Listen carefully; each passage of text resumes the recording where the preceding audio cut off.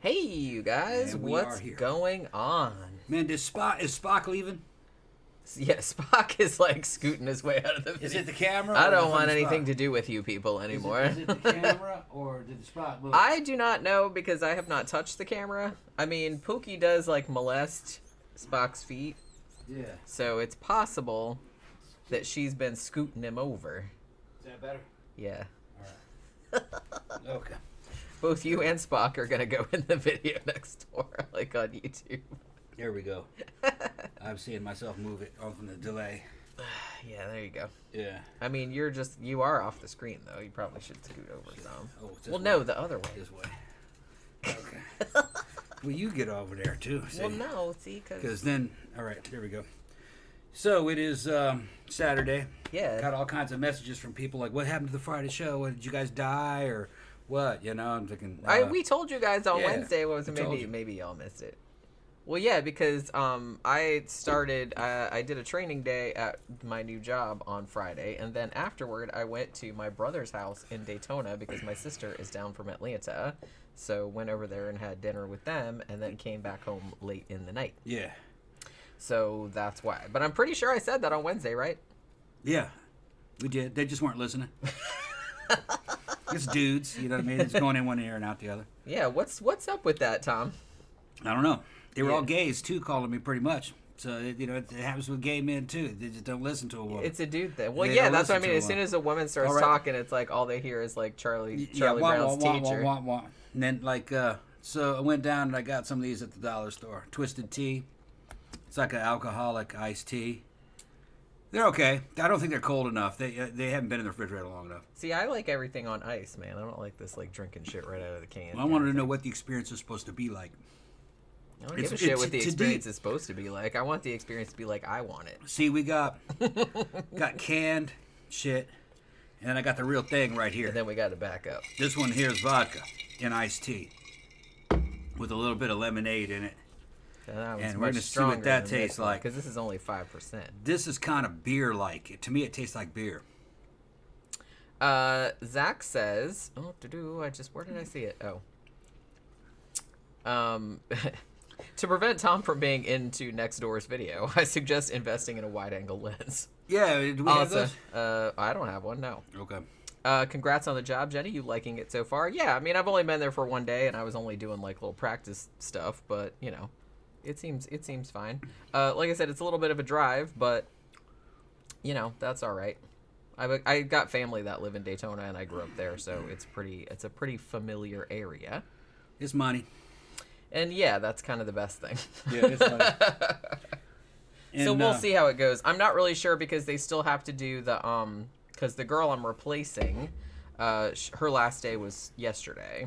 So I was there with her and like the one other guy in the design department, and then I don't know if I'm actually going in on Monday because they're doing they have to do a background check, and I filled out all the paperwork. She may not pass that background check, all them damn crimes she's committed. Right? I know. Yeah, I'm just like a criminal mastermind. Yeah. I know. That's what I was joking about. Oh, background check? My brother and sister last night. They're going to find out you're a serial killer. Yeah, might as well stay home. Uh-oh. My secret's out. Yeah, no, I'm just kidding. Like, as long as they don't mind that my credit's terrible, that's pretty much the only thing that's on. Because they weren't paying you enough. Well, that's what I mean. It's like, well, yeah, that's why I need a job. My credit's bad. I need to pay all my credit cards back. I need some money. But other than that, I mean, I have a really good driving record. I have, like, you know. So I don't foresee any problems, and I've never been arrested or nothing like that. So you pay the credit cards and get a new car. Then you'll be straight. Yeah, getting another car is the main priority. That's easy. That's easy around here. These used car dealerships that they have here around Eustis around here. I saw some good deals there, or at least they used to have good deals. Yeah. So you'll find some. Yeah, I'm gonna, like I said, if I get the job full time, it'll be some decent money. I gotta save up. I'm a month behind on some other bills, and I can pay that, and then I can start like putting a little bit aside. Yeah. Each month until I have like several thousand, so I can get another car. It doesn't have to be like new. It just has to be newer than my old one, which is a 2004. Yeah. So I'm sure that it'll be. Yeah, and it looks like a 1994. Oh my god, we took it to because finally I was just because I never fucking wash my car. You know what I mean? I'm got mold growing. I'm fucking crusty that way. Yeah. Well, it's just I'm just like why I never drive it anywhere, and it's like nobody looks at it, so I don't give a shit. When we do drive, it's at night. Yeah, when we do drive, it's at night. Yeah. So I'm just kind of like, but the other day I just couldn't stand it anymore because I went out. I went somewhere in the morning, and like there was condensation on the back window, and so I was wiping it down, and like I took the napkin away, and the napkin was black. And I was like, I think we should go to the car wash. I'm like, this looks really, really bad. Yeah. It's like I can't even see out the fucking back window because it's so goddamn dirty. So, today is Saturday as opposed to Friday. So you have already been ushered into the weekend. Yeah, someone else ushered you. Somebody else did it. Someone else popped that cherry. We couldn't do it.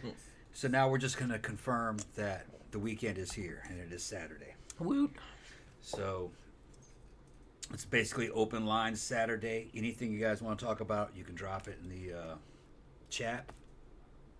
If you guys are not on live and you're listening to this recorded, you got the super thanks button is activated, so you can drop some money in the tip jar. Yeah, and you can still enjoy the show. And we're gonna bullshit, and we're gonna drink, and we're gonna talk about any kind of current events that you want. If you guys want to talk about any kind of cases that we've discussed before, or maybe even have some ideas for some new shows, you can drop all that in the comment section. Super chats, of course, are activated, and I'm moderating this bitch from back here, from the co-pilot seat. All right, and I got a whole bunch of moderators in there, and we got members in there with green names and special icons that make fun of me. All kinds of shit. That one doesn't make fun of you. Yeah, well, yeah. It's not making fun of you. I know. I was just so excited that I found like a little clip art that looked almost exactly like you. Mm-hmm. All I had to do, like the little clip art I found had a little mustache, but he didn't have like the little beard part, so all I had to do was like draw a little line to make the beard, and it looked pretty much exactly like you. It even had like the same shirt that you wear, which I thought was hilarious. Julianne said, how is the new job going, Jenny? I don't like starting new jobs or moving and having to get to know a bunch of new people. Yeah, I mean, honestly, everybody there seems super, super nice. And, the design department is really only 3 people altogether. And actually, it's really only one other designer and then like a manager woman. And she's not there on Fridays because she's just part-time. So, but everybody seemed really, really nice. Everybody seemed very excited that I was there. It's not a huge company, but they're actually moving to a bigger building. They said in a year. They're working on building it right now. So I'm assuming it's gonna be in the same area, but they're like building a larger place. So, Zach says, what vibe do you get from your boss? My last one seemed cool until I realized no one at my last job was telling me I wasn't doing well until they fired me. Well, that's kind of on them. I mean, they should have had more, like, better communication skills, I feel like. Trey said, I hate cars, man. I actually don't own one right now. To be honest, if I could afford a self-driving one, or like when the self-driving ones are perfected, I'm gonna get a self-driving one. Because it's like, I just want to be able to jump in there and fucking nap. Those dishes will never come out in our lifetime and be affordable. Well, that's what now I have to make like a lot of money because, you know what I mean? Because I want one of those. And I think they had problems with the ones that they have now. There's going to be weird ways to make those things unsafe. Like throwing a damn 3D dummy into a road and getting the things to lock the brakes up and cause panic. I mean, you could do that with a regular driver, but they're going to be fucking with those robots. Bet there's all different kinds of ways you could fool one of those robots. A robotic car. Well, I don't know. You can fool human drivers too, so... I was just realizing it last night because it's like normally when I'd be driving home from the job, it wouldn't be dark outside. But because I went to my brother's house afterward and I didn't leave his house until like 9 o'clock, so it was really dark on the way home. And my night vision has gotten really, really bad like in the last few years. So especially, so I'm like driving around, you know, through, thankfully it's not really highways, it's kind of like back streets and stuff, but every time somebody goes by with their fucking blaring ass headlights, I can't see shit, you know what I mean? Think of the weird shit they could do to you with a self-driving car. If an enemy didn't like you, a political enemy or somebody in a corporation didn't like you, they could crash your car while you're in it. Or they could, if you were on the run, they drive you to the damn cops and turn you in. Or you're protesting, they shut your cars down so you can't protest. There's all kinds of shit you could do. I don't know. It's just, to me, it just seems like, one, I'm not important enough to, like, warrant anybody going to all that trouble. And two, you know, people can fuck you up in lots of different ways if they didn't have that. So it's like... Yeah, but the more internet and AI takes over and the fewer people are in charge of shit, the more centralized it becomes, the more it sounds like one of those Black Mirror episodes. You know, they can control everything about you and everything that you do. Like, oh, you've been driving too much, you can't go out now. Your carbon footprint's too much, you know, or you don't make enough money to be driving around as much as you do. Or COVID lockdown, or climate lockdown, or just anything. They can just make something up. Your state isn't obeying a federal mandate that we did, so all your cars, we're going to shut them all off until your state complies. There's a lot of shit, you know what I mean? I don't trust any governments, you know what I mean? They can make you do all kinds of shit if they had that level of fucking control over you. And then there's no you're probably charging it with electricity, and they're probably metering how much your electricity. Or they could target you if you're a dissident and say, we don't like what you're posting online. You're speaking out against the regime, so we're going to shut the power off to your house in particular, your car. You can't go anywhere. You're on restriction. That's like some shit China does. China does that kind of shit to people. John Smith says, speaking of criminal masterminds, today I found out a Doctor Who YouTuber I'm subscribed to, Vate Saxon 07, was just arrested for murdering his pregnant girlfriend. He tried using a stream as an alibi. I wonder if it worked. I guess it didn't because he got arrested. No, because he got arrested. Just answered your own question, didn't you? Trey said, I just Uber to and from work, but I walk at times too. It's only about a mile from my house. Yeah, I mean, if my job was only a mile from my house, I would mostly walk unless it was raining. Zach said, did you shill the show to anyone at work yet? No, not yet. I kind of feel like that's probably... I'll ease into that. Because this show's kind of like, you know, it's an acquired taste, that's for sure. It's an acquired taste. Oh my goodness. Okay. Zach says, I'm really excited for AI generated music, and I used Chat GPT to come up with ideas for a really cool story. Yeah, I really like the AI art stuff. Like, you know what I mean? Like all the I actually use Dream by Wombo, and you can just give it like a phrase, because I use it for, you know, story illustrations and stuff like that. But you can either you give it a phrase, and you can upload like a photo that it'll base it off of, or you don't have to. You can just put a phrase in there and it'll like produce an artwork. And some of the stuff like doesn't really look like anything, but some of the stuff is actually like really, really cool and like really creepy looking, which I'm really, really into. Yeah, I remember somebody was saying that they had an AI, well, actually they played it. They had an AI program that wrote heavy metal music. Yeah. It was pretty damn good. Yeah. Pretty damn good. And it's even got lyrics, but you can't really understand the lyrics. Well, so like a heavy metal song then. Like a regular one. Well, the lyrics are it's just voices, yeah. But it's nonsense. Right. You could add your own lyrics over it. The program that he was showing, it couldn't compile sentences and ideas. It had vocals in there where vocals should be, and they were... Right. You know what I mean? Doing the melodies and stuff, but it was just nonsense. So you could add your own lyrics to it. Right. You know, if you could make lyrics that fit that, you could make your own lyrics to it. But it was pretty good. It was like, oh, damn. And it was even doing guitar solos where they were supposed to be.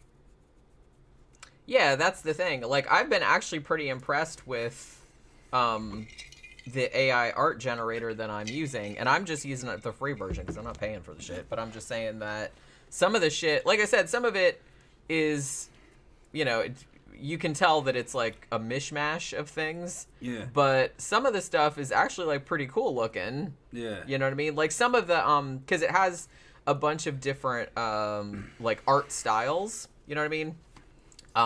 There's one that's like comic book art. There's one that's this, that, and the other. And so there's like 3 or 4 that I use all the time because I just like the look of them. Yeah. Like some of the other ones I don't really use all that much. But yeah, some of them are like really produce like some real spooky looking shit, which I think is like really cool. That program was doing it based on, the genre of music, whether it was, black metal or heavy metal or pop metal. And then it was like, he gave it a certain amount of like bands to use as templates, you know what I mean? Like I want it to be kind of like Judas Priest and Cradle of Filth, and then the kind of song it is. I want it to be kind of like Hell Bent for Leather and also kind of like this other song here. And it'll write a song that's kind of like what you've described. It's a trip. Yeah, I mean, like I said, basically what it's doing at the moment is just kind of like compiling and synthesizing. Yeah. It does the same thing. That's why, like, the AI art thing that I usually like to upload either photos that I took, like, self-portraits or something like that, or photos that are, like, in the public domain, like Victorian photos or something like that. Because if you put just a phrase in and you don't put a photo to use as a reference point, then it'll just compile a bunch of stuff, and I'm not actually sure like how close it would be to a photo that already exists, and you still might get in trouble for like copyright. You know what I'm saying? Like if you use it. So, but even if you saw my the video that I put up yesterday about the Night Gallery, pilot episode from 1969, that photo of me that I put on the thumbnail, like in the frame, that was AI generated. Okay, yeah, I saw that. Yeah. I could tell though from that music that I was listening to that it was soulless. You could tell it was doing things that a human probably wouldn't do. It's definitely not into it. It's just, like I said, it's something just kind of mashed together. But it'd be a good template to use as we're gonna listen. Okay, now this song, let's execute that song.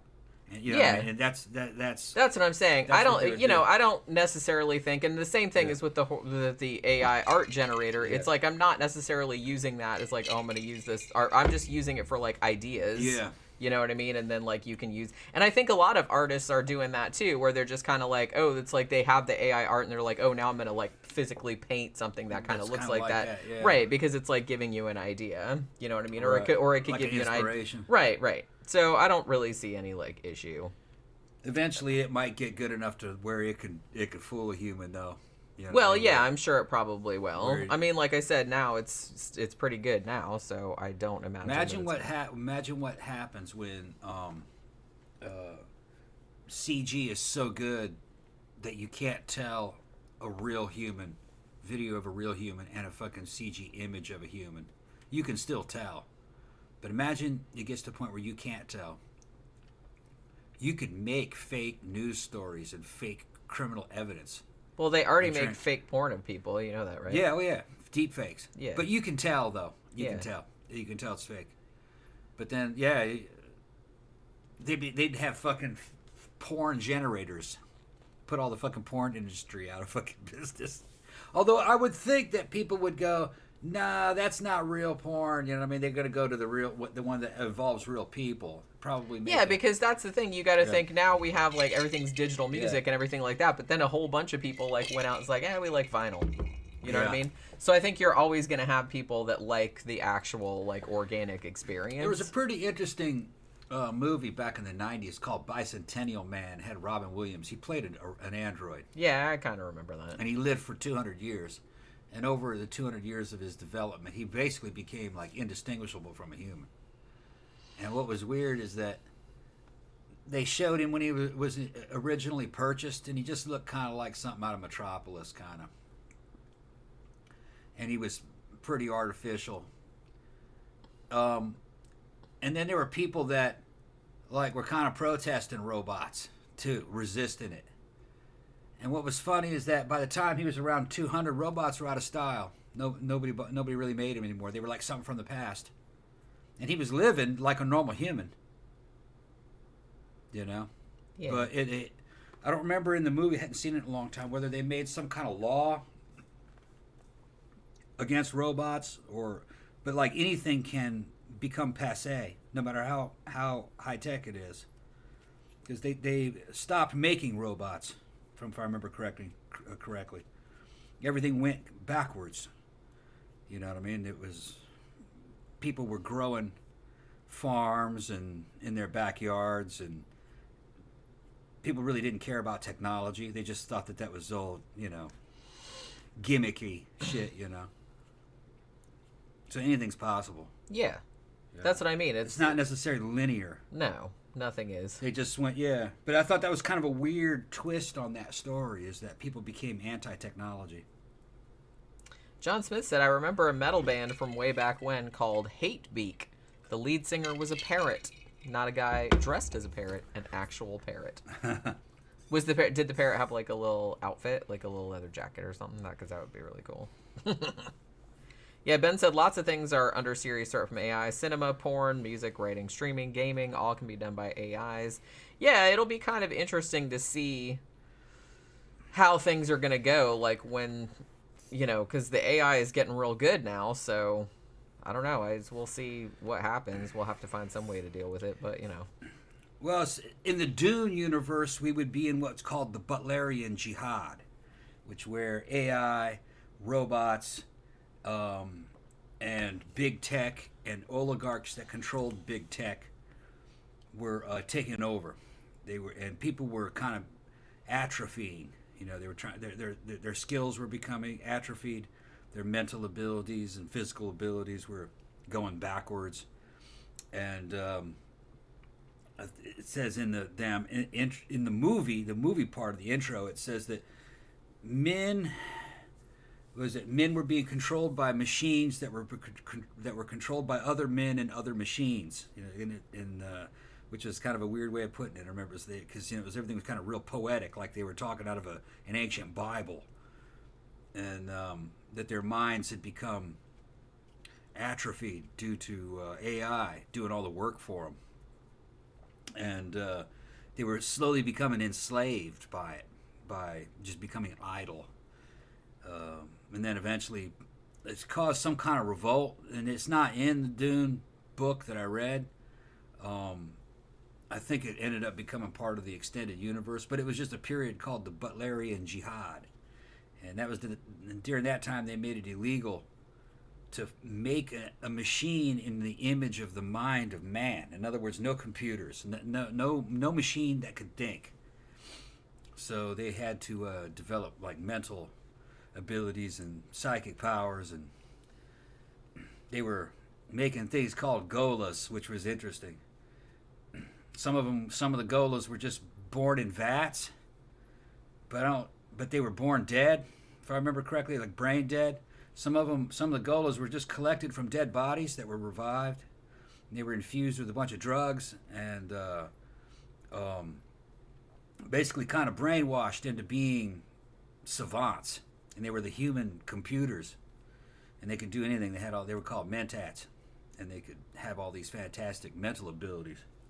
But you could buy one, like a piece of equipment, because they technically weren't people, because they were dead, or they were, brought back to life from the dead, and they didn't really have normal kind of psychology. But in the books, some of them had gotten kind of free and became like celebrities. The fantastic mental feats and the ability to write music and do advanced science and advanced physics and mathematics just in their head.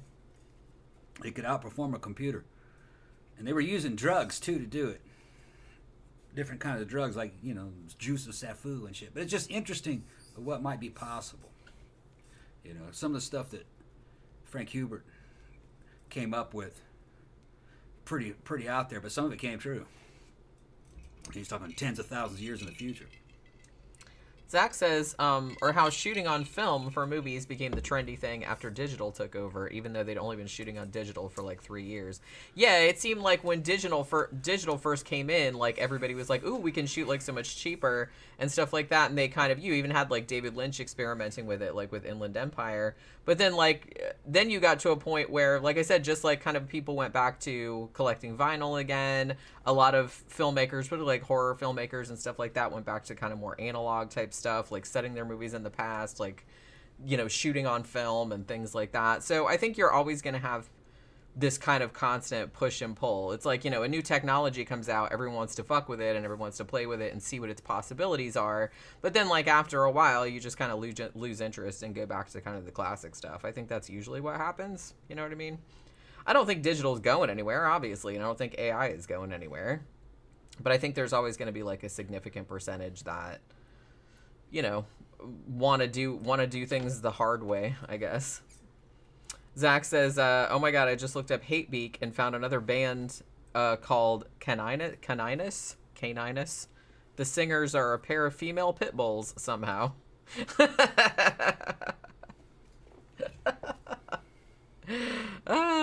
Is this like that fucking, those Christmas songs that had like the dogs barking jingle bells or whatever? Is it kind of that kind of situation? I kind of hope not. Oh my goodness. I was actually thinking about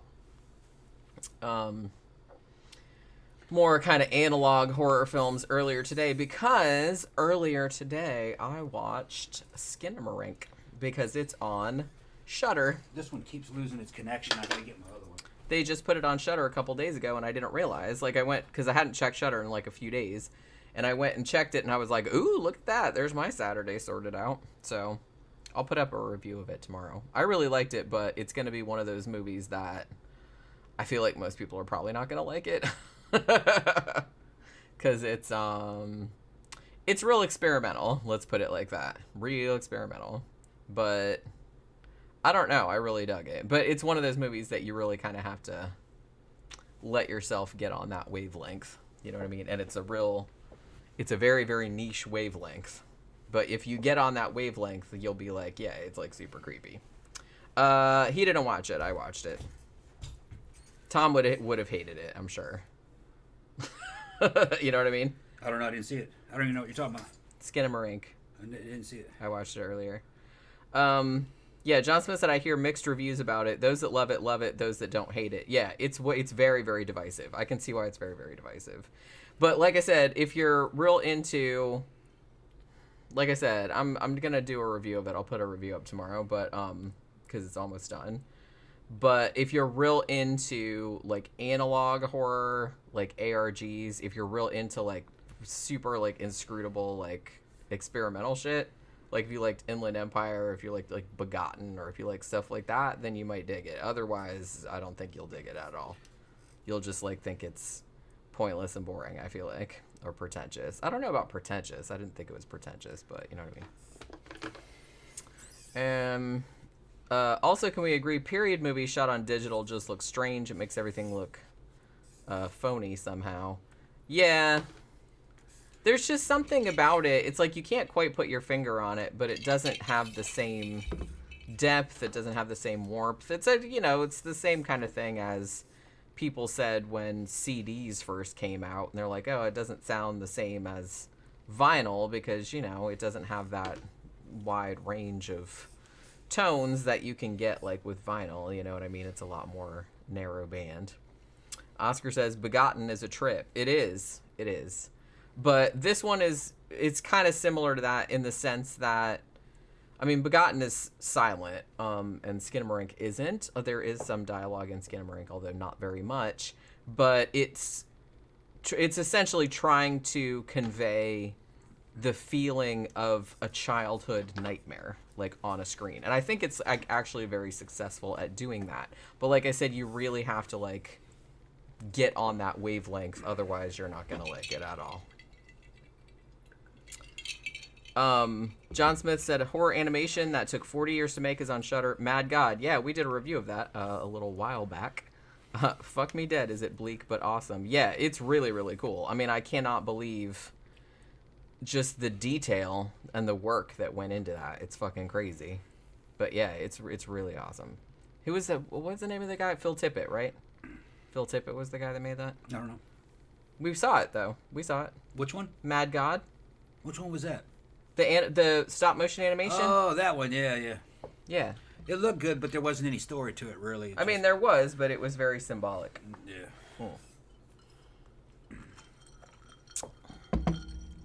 Let's see. What else?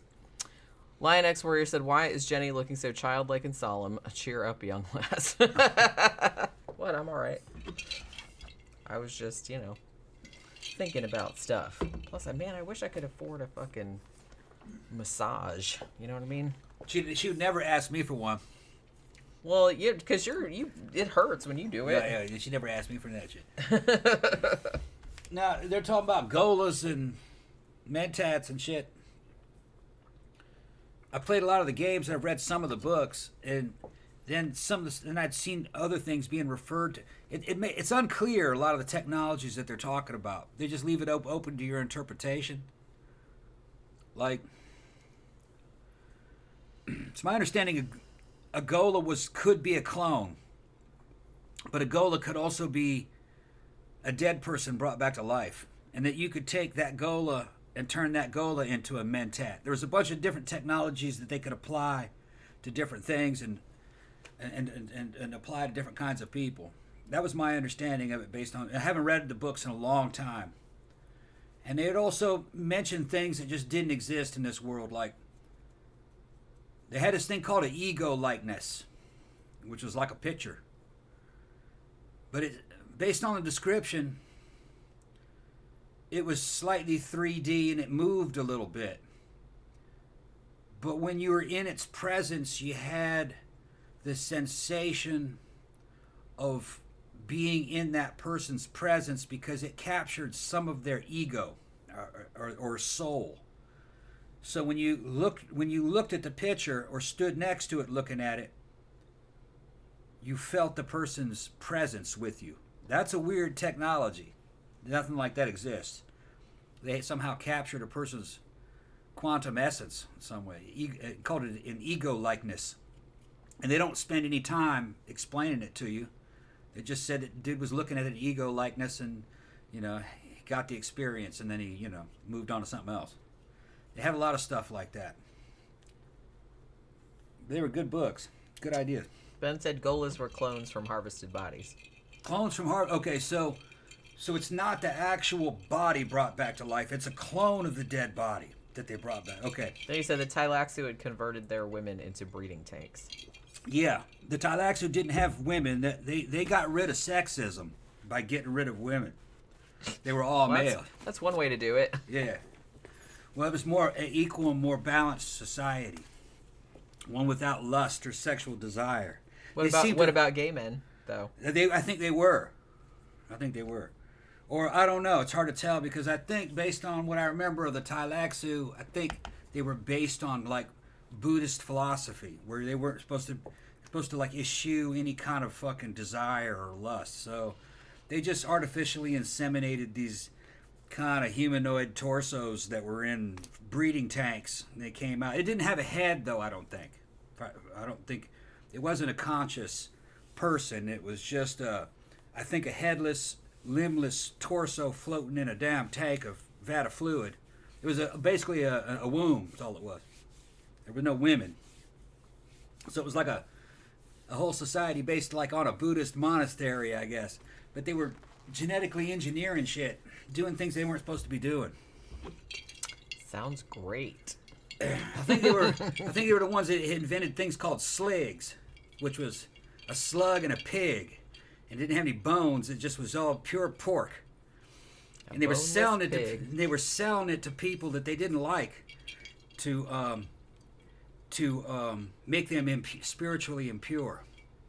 It was like the equivalent of Muslims selling pork to people. It'd be like that kind of thing. Like, yeah, we don't eat pork, but you eat pork.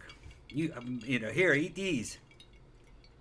John Smith said, judging by his writing, I'm guessing Frank Herbert might have done LSD from time to time. Oh, yeah, hell yeah. I kind of feel like a lot of those writers did. Well, it is, like, very helpful for, giving you ideas for shit. He was a genius, though. I think he was an ecologist, I think.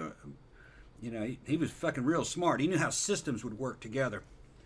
Cultures and religions and philosophies. The whole thing about the damn Salacious Secundus, you know, and the fucking Sardaukar, the Sardaukar terror troops. That was some badass fucking. It was a whole prison planet where they'd send the convicts down there, and the environment would kill most of them. And they'd get tough as shit, and then they'd make them kill each other, fight each other in these gladiatorial arenas. And the guys that rose to the top, they'd make them mercenaries to serve the emperor. So and once he became a Sardaukar, you were rich, man. They were like millionaires. But there was a total warrior cult. They even spoke a different language called bat language, which was kind of like militaries. Nothing but just acronyms and twisted shit that you could say. I think it didn't even have vowels. It was just anything that would confuse the enemy, but it was real fast to speak. Pretty neat. Tammy said there was a Mothman sighting in Pikeville, Kentucky, which is only about an hour north of me. Like, recently? We're gonna have to do... We did a show on Mothman, didn't we? Well, we did one about cryptids, and I think we talked about Mothman on there. Mothman seems like a cool... I don't believe in Mothman, but I think he's like a cool fucking cryptid. I got a little Mothman, little stuffed Mothman back there. I don't know if you can see him. He's kind of hanging up on the wall. Mothman is a sandhill crane. Probably. Either that or a big-ass owl. Yeah. Maybe. And if you live around here, we see cranes all the time, sandhill cranes, and they're friendly as hell. And they try to get in your house. You feed them once, they will not forget you. And they just keep bringing their children to you. Feed this one, feed this one. And they grow big, and they grow pretty fast. There was a little couple that I would feed the children, and that went on for 2 years. But two different breeding seasons they came back, remember? Mm-hmm. They remembered me. I guess they mate for life. They seem to. I mean, they all kind of look alike, but you know what I mean? Come up to the back. That's racist. They'd come up to the back door, and they'd use the beak, and they'd pop, pop, pop, pop, pop, pop, pop, pop on the back window. Like, motherfucking letting the fucking crane's like, hey, babe, feed the baby. Feed the baby. And they'd back up. They'd back up and go feed him. You can't imagine how hilarious it is to hear somebody knocking like on the glass of the front door, and you go and open the thing, and it's a bird. It's a big ass fucking like bird. Looking at you. Feed my baby. You go, hold on, let me get some bread. There was like 4 of them on the front porch one time, like just looking in the door, like they're like, "Hi, we're here for Jehovah's Witnesses." It's like so fucking funny. It's so funny. I'd feed them a couple times, but then you have to cut it off. Shut up. And I guess other people do the same thing because they take the hint that, okay, I guess they're not going to feed us anymore. I get the hose out and start squirting at them. No more food. And they go, oh, come on. They're beggars, you know. Well, hey, I mean, you know, better than working, isn't it? Yeah. But they're very smart. Birds are not dumb. A lot of birds are very smart, yeah. I mean... That's in that neighborhood, you technically were not supposed to feed them for that exact reason. I think you're not supposed to feed them in the entire state. I think it's a state law. You're not supposed to feed them. It might be. Well, and particularly in that neighborhood, they were always like really strict about it because one, they're really noisy. They make like a lot of noise. And they'll fight to get into your house. Yeah. And they poop everywhere, and their poops are real big. Yeah. Because they're very, very big birds. Yeah. And they would hang out like in the road, man. There'd be like a whole like gang of them, and they know they're a protected bird. They'll show up and they'll have a little young one with them, and they'll show it off like, look how cute it is, feed it. They are cute when they're like, little. Feed it. Yeah, and they know because people are feeding them, so they know that humans will feed the babies.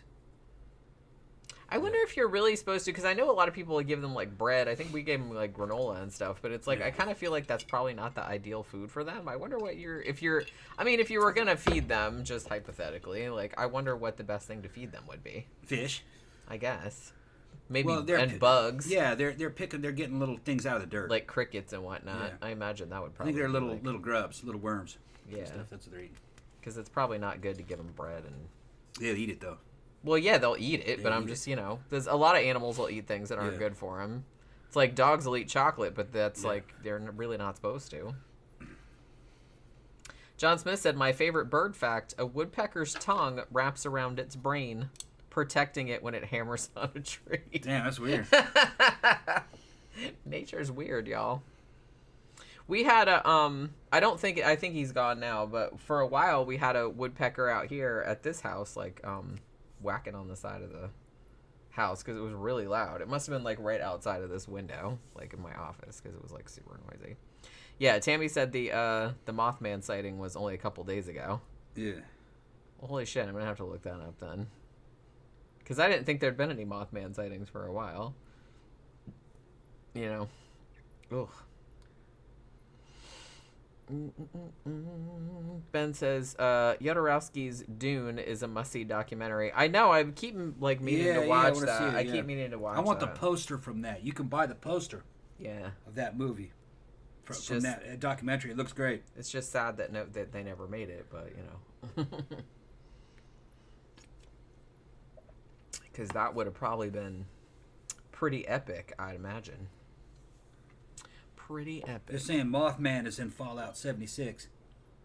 You have that, don't you? No, that's the new one. Oh, is that? You got to be on. Well, you got I knew which one. Yeah. I don't know if Fallout 76 is any good or not. You know, I've heard mixed things about it.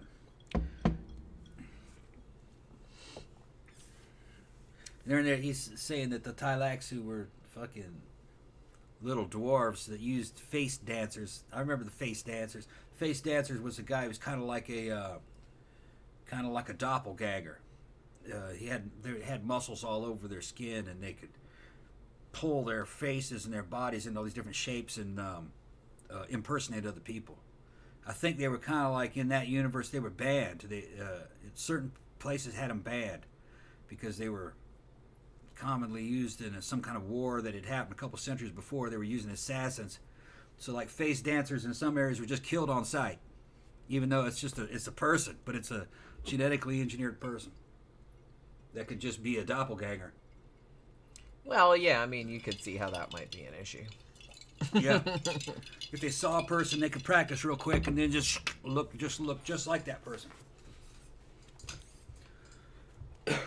You could get people arrested. You could do all kind of Well, it would kind of suck if you were born like that, though, and people just killed you on sight, you know, for being that. Yeah, it happens. It happens. Zach said, wasn't Jodorowsky supposed to do Alien 3 originally?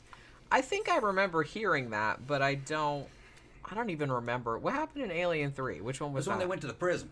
Okay, yeah, okay. Alien 3 really should have been good. It wasn't bad, but it wasn't as great. It wasn't great. It was not a good follow-up to Aliens, or Part 2. I mean, just the first thing they do is piss you off and kill Hicks and Newt. Well, then it killed them off screen, right? Off screen because they couldn't, right? Before they even started the fucking. Oh yeah, by the way, they're dead. Let's move on. By the way, they died. Yeah. Moving on. Yeah. So all that shit was for nothing. Yeah. So that was just a bad idea. That was just not good. And then 4, Sigourney Weaver, I think, produced that.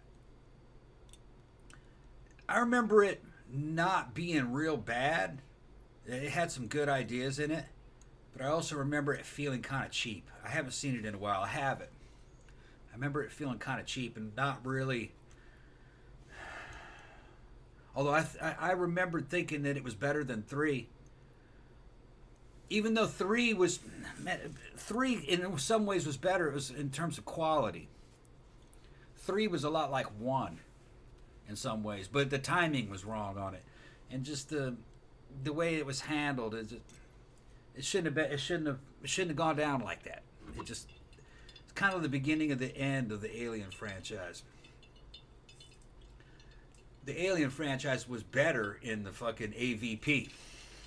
I thought that was better than fucking 3 and 4. And I liked, like I said, I don't give a fuck what anybody says. I liked Prometheus, and I liked fucking Prometheus 2, which was Covenant. Even though they fucked him up. They fucked him up by cutting all the best shit out. Dumbasses. And not getting into the engineers and all that, you know. They had to make that a damn Alien movie, which is stupid, man. They never should have done that. But... listening to the audience too much, giving studios too much control. But I guess they're making the movie. But yeah, and it's like I said, they want to make as much money as possible, and the way you make as much money as possible is by appealing to as many people as possible. But if you're trying to appeal to as many people as possible, then you're gonna have to water stuff down. There was a YouTube channel that dug up or found the leaked Prometheus script and went through it and showed how the original script was going to go, and it was badass. That's what they should have made. And that's what Ridley Scott wanted to make. It was not an alien movie, but it was as cool as an alien movie. Just went in a slightly different direction. But they didn't want to go that way because it explained Christianity, of what Christianity was, that it was actually alien, that it came from that all of mankind's religions had come from these engineers. And really, they're going back to what they're talking about is fucking, what's his name, Zechariah Sitchin and the Anunnaki. That's what they're talking about. Right. Which, yeah, man, that's the way they should have gone. That's the way. And that, yeah, the gods hate you because you're a failed experiment. That's a fucking great horror story. I mean, it would make a lot of sense. Yeah, they actually are trying to kill you because you didn't turn out right. You're a failed experiment, and that's a cool horror fucking premise. You know? Well, yeah, I mean that's almost kind of like it's kind of a similar thing to what Lovecraft was doing, where it's right. His thing was mostly like the gods were indifferent, but that's scary too. I kind of feel like people have a lot of existential dread about that. In Prometheus, the idea was with Scott is that the gods were imperfect themselves,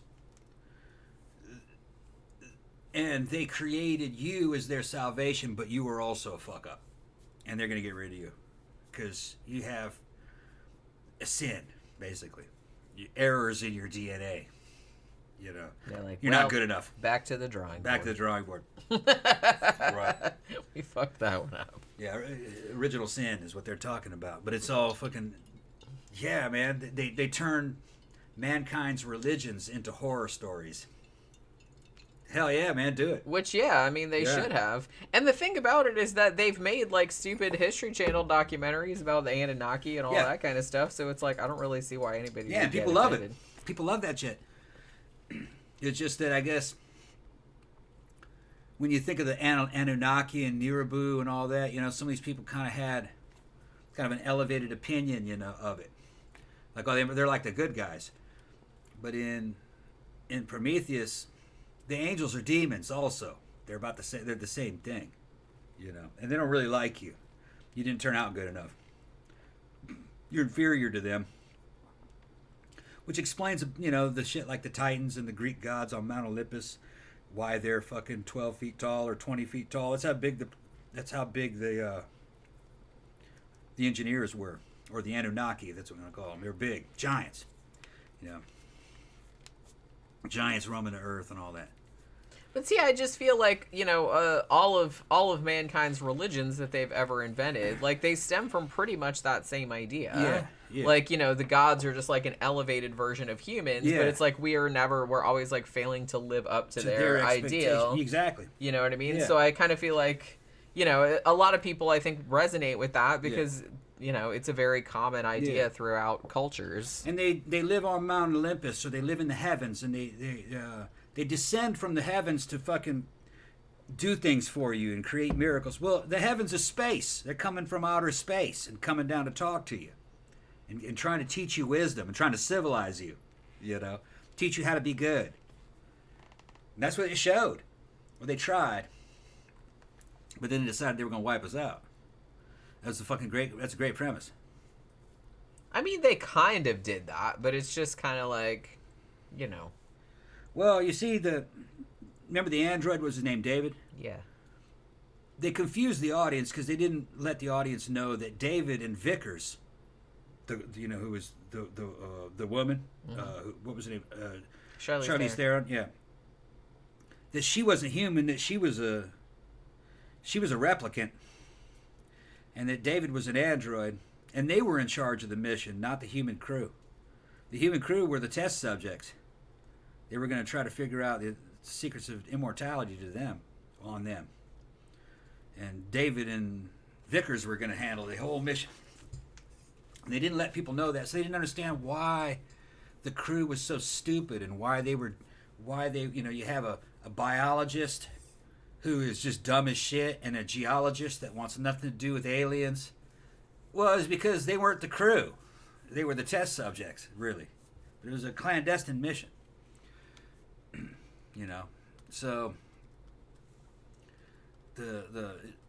you had to read in between the lines. What was his name? Not Wayland, but Peter Wayland. Yeah, that's his name, right? Yeah, Peter Wayland chose the worst crew possible, and then he chose Shaw and her boyfriend to go on the mission because they were true believers. They said that. He wanted true believers to go on the mission.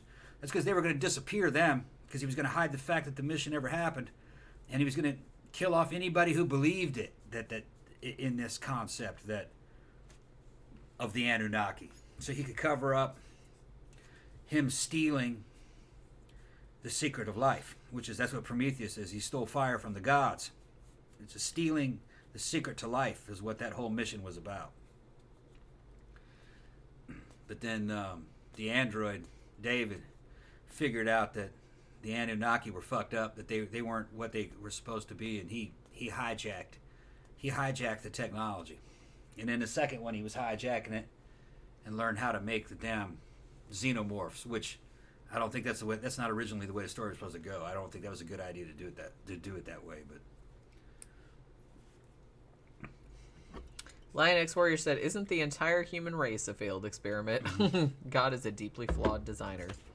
I prefer to think of, maybe, I don't know, maybe this is like a different way of looking at things, but I do kind of feel like, because I'm not religious at all, so I kind of feel like if you're coming at things from like a top-down perspective, it's like, oh, God's perfect and he invented humans and they're just kind of like a lame knockoff.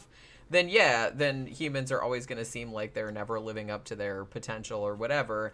But I kind of feel like if you're coming at things from like an evolutionary standpoint, I'm like, it's bottom up. So it's like, we're pretty good for just being a kludged together collection of shit that was just laying around. You know what I mean? So don't be so hard on yourself. That's where I'm coming at it from. Yeah, all life is temporary though, and it's all species is temporary. Everything is a work in progress. A rabbit is a work in progress. A cat is a work in progress, and so are humans. They're not finished. Mostly they die off, though. If you look at the history of life on this planet, most species are gone. The only one that's still around would have been like the horseshoe crab. And do you want to be a horseshoe crab? I wouldn't want to be a horseshoe crab. I don't know. That might be pretty chill. Wouldn't have to worry too much about anything, would you? A horseshoe crab is so primitive that its fucking blood is based in copper instead of iron. That's fucking old. Yeah. It's also so primitive that you can hijack its nervous system, including its eyes, and run it around on remote control. So it's damn near a robot, which is almost kind of like what a xenomorph was. Another word for it that they're using in that whole franchise is the biomechanoid, which means living machine man, which just seems to be why the androids are so into these damn aliens. Like, wow, they're looking through the microscope and going, oh, wow, because I think it's a living machine. But I think humans are living machines. I think all life is a living machine, basically. Gramthars says, we're only a couple of DNA strands different than banana slugs sliming their way across the forest floor. It's true. Want some more ice? Yeah. And to be honest, like, even the simplest... Because I don't know if you guys watch Zay Frank. He doesn't post all that often, but he does, like, really funny... they're little nature documentaries, but they're kind of like smart-ass, but they're like, factual. And he did one the other day about slime molds. And you would think, because a slime mold is essentially like a single cell organism, but they can do like all kinds of amazing things. So it's like, it's really cool to me, like watching stuff like that, which is like an animal that you don't really even think of as being anything all that impressive because they're very simple or they're very primitive, but they can do like crazy shit. They can even do some shit that we can't do, which I think is like really awesome. So, John Smith said, for a bunch of mean little apes, we do okay. That's what I mean. It's like, you know what I mean? And even, like I said, like really simple animals that you'd think wouldn't be able to do much of anything, like they can do like some really cool shit too. So everybody's got their own fucking shit going on. You just like kind of have to look at it in a different way, that's all. There's a real good low-budget movie that was well thought out. It was called Gattaca. Oh, we should. Did we ever review that? We need to review it. I need to buy it. I really like that movie. I don't have it. I need to buy it. Gattaca is in kind of a fictional future where everyone is genetically engineered. It's got that girl from Pulp Fiction in it. What's her name? Not Winona Ryder. What's that girl's name? Uma Thurman? Uma Thurman. I didn't think Uma Thurman was in it. I thought Scarlett Johansson was in it. No, Uma Thurman's in it. Oh, I haven't seen it in a long time. Yeah. And then it's got that other guy. I forgot what his name was. You'll recognize him if you see Ethan it. Hawke was in it from The Black Phone and Sinister and other everybody's genetically engineered. It's a real peaceful, high-class world, all right? Natural-born people are being phased out.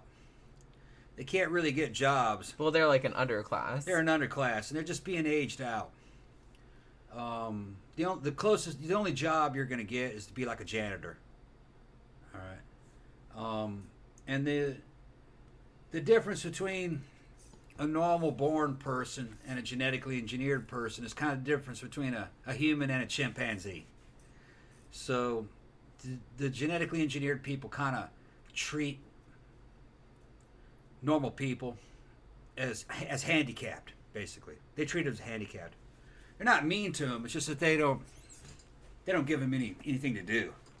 You know.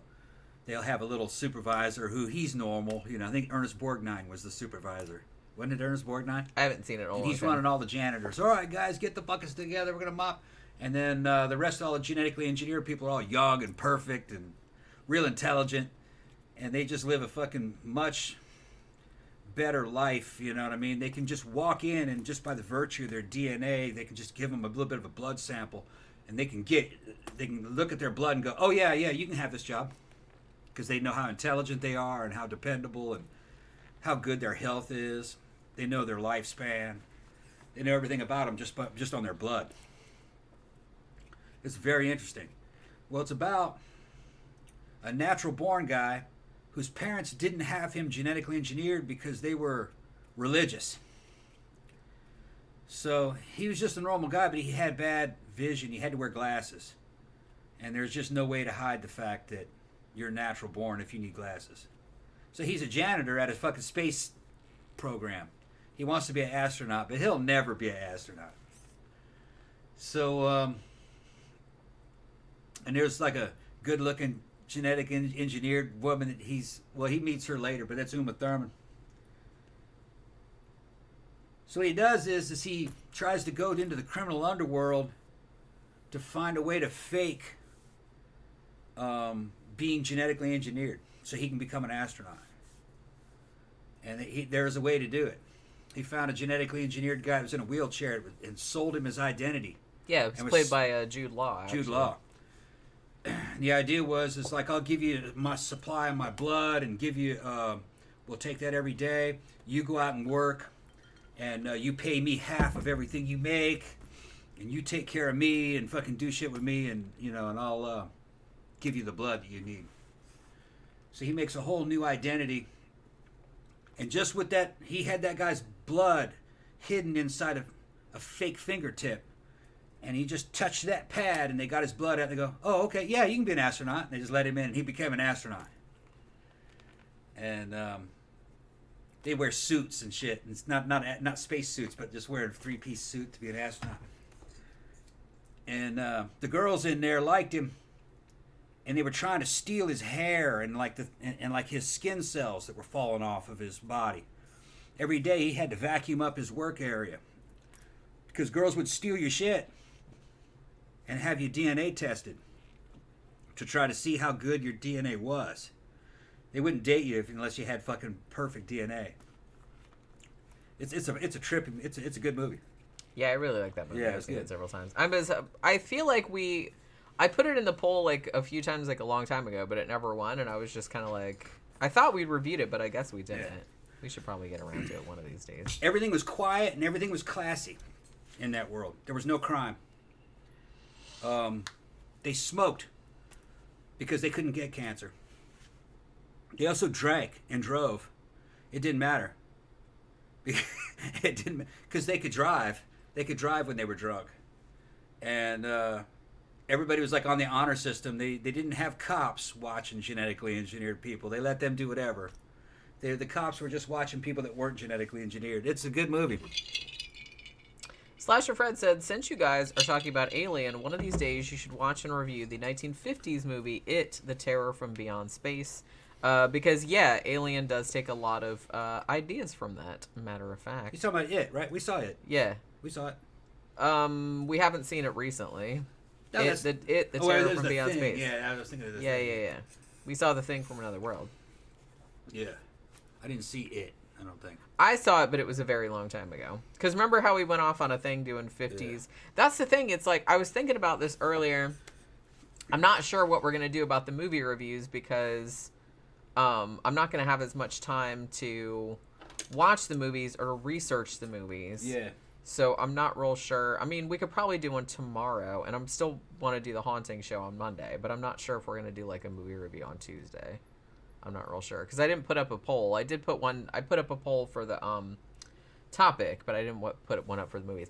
I don't know. Like I said, I'm gonna have to figure out once I get the job going and once I get the hours going and everything like that. We're gonna have to like maybe shuffle around some times for the show, and because it's not just so much having time to do the show, it's having time to do the research for the show and like taking notes for it and everything like that. So I still need to have time to do that. You know what I mean? Gramthars said, is Saturday now the permanent night for Sidetracks? Probably not. We'll probably do them Friday like we usually have done. We just did it Saturday this week because I was at my brother's house last night, like visiting, because my sister was down. So, you know, because I would work, but I would be home by 6. We might push it back later. We might push it to like 7, you know, because it takes me a while to get home. But I don't think, unless you want to. What? Move the Sidetrack show to Saturday permanently, or should we leave it on Friday? Like I said, if we leave it on Friday, we should probably have to push it an hour later, but maybe we might be able to do it on Saturday, because if you're working on Friday, you're going to come home late. We shouldn't really have to worry about getting ready for the show. Saturday, and you see, we might be going out on Friday nights. Yeah, that's true. I don't know. We'll think about it. Yeah. Once we get everything. But yeah, just this week in particular, it was just because I was at my brother's house last night until like 9 or 10. So that's why. Because after I went to the job, I went to my brother's house because he lives in Daytona or Ormond Beach.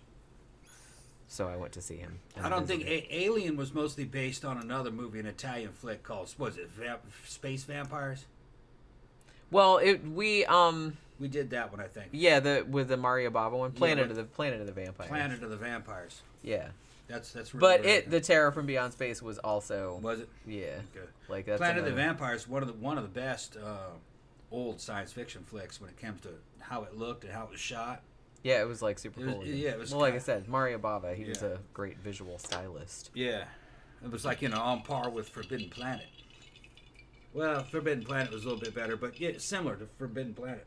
Mario Bava also made what I consider the first slasher movie, Bay of Blood, or Twitch of the Death Nerve.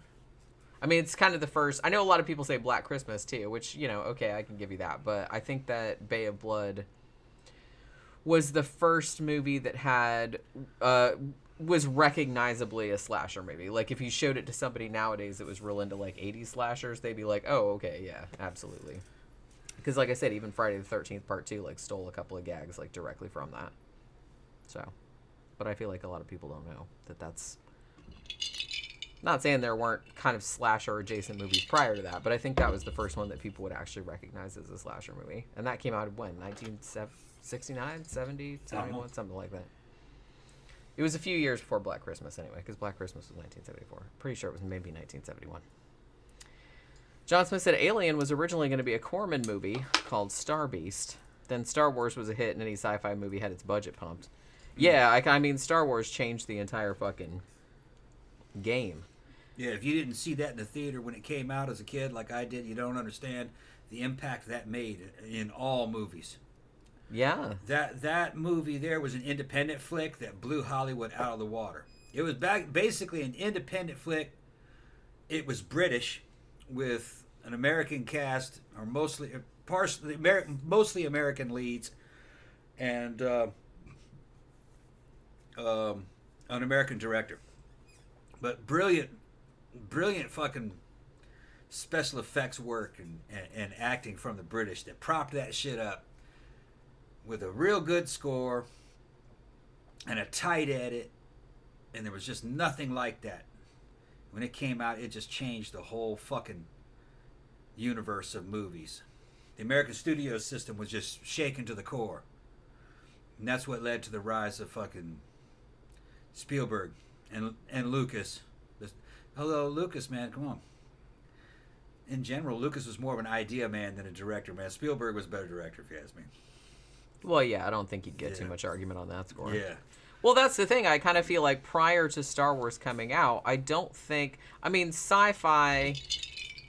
It was kind of seen as like a very fringe genre. It's like it wasn't really taken all that seriously. It wasn't really seen as something that... I mean, it was either something that was like B movies or something for like nerds, like Star Trek.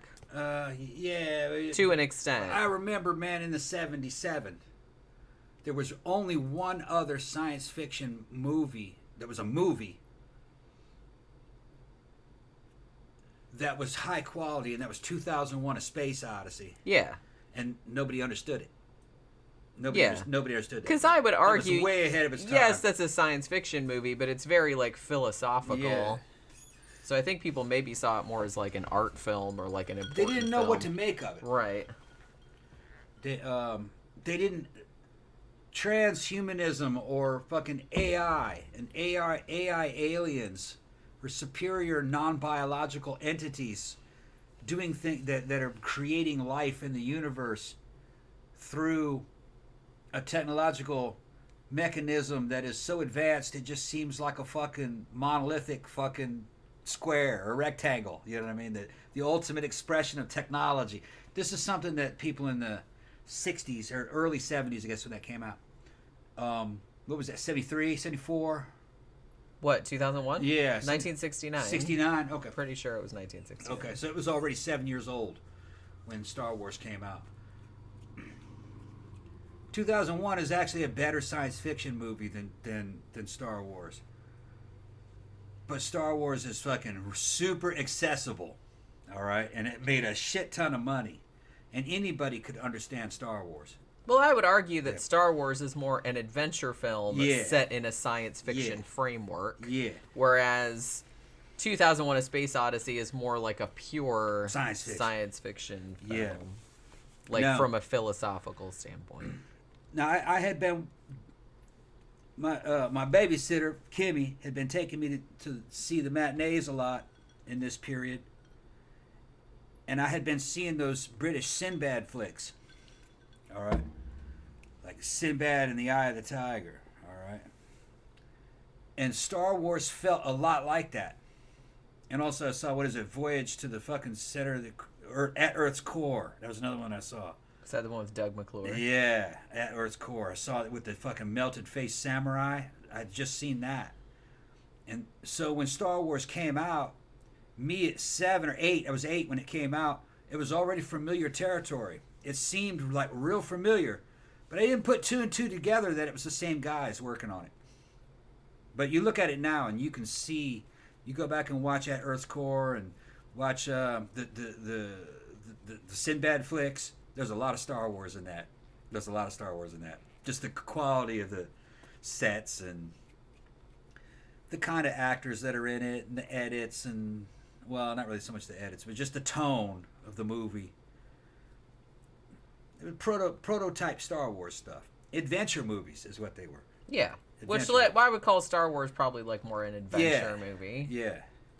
Just happens to be in space. In space, yeah. Yeah. A long time ago in another galaxy far, far away. But it's like Sinbad. Very much like a Sinbad flick, very much like At Earth's Core. Although At Earth's Core was kind of like something out of Heavy Metal magazine. Kind of. Well, it's kind of just more like a fantasy. You know what I mean? Right. But like I said, Star Wars is kind of like that too. Mm-hmm. It's just like you said, it happened to be set in space instead of a long time ago, like in some fantasy thing with dragons and shit. I mean, everybody's talking about Hollywood. Hollywood wasn't shit in the 70s, really. Mostly cop flicks. Before that, it was a lot of westerns. There wasn't a lot of innovation in Hollywood movies. I mean, every now and then there'd be a good one like Bullet, you know. But most of it was kind of stale. It was the British that fucking kind of had the colorful stuff of the 70s with the movies, those adventure movies. If you were a kid, at least, you know, I mean, hell yeah. Or a teenager, early 20s, you'd want to see those British flicks. And then with Star Wars, the shit went mainstream, and it was never the same after that. Star Wars brought all that shit into the mainstream.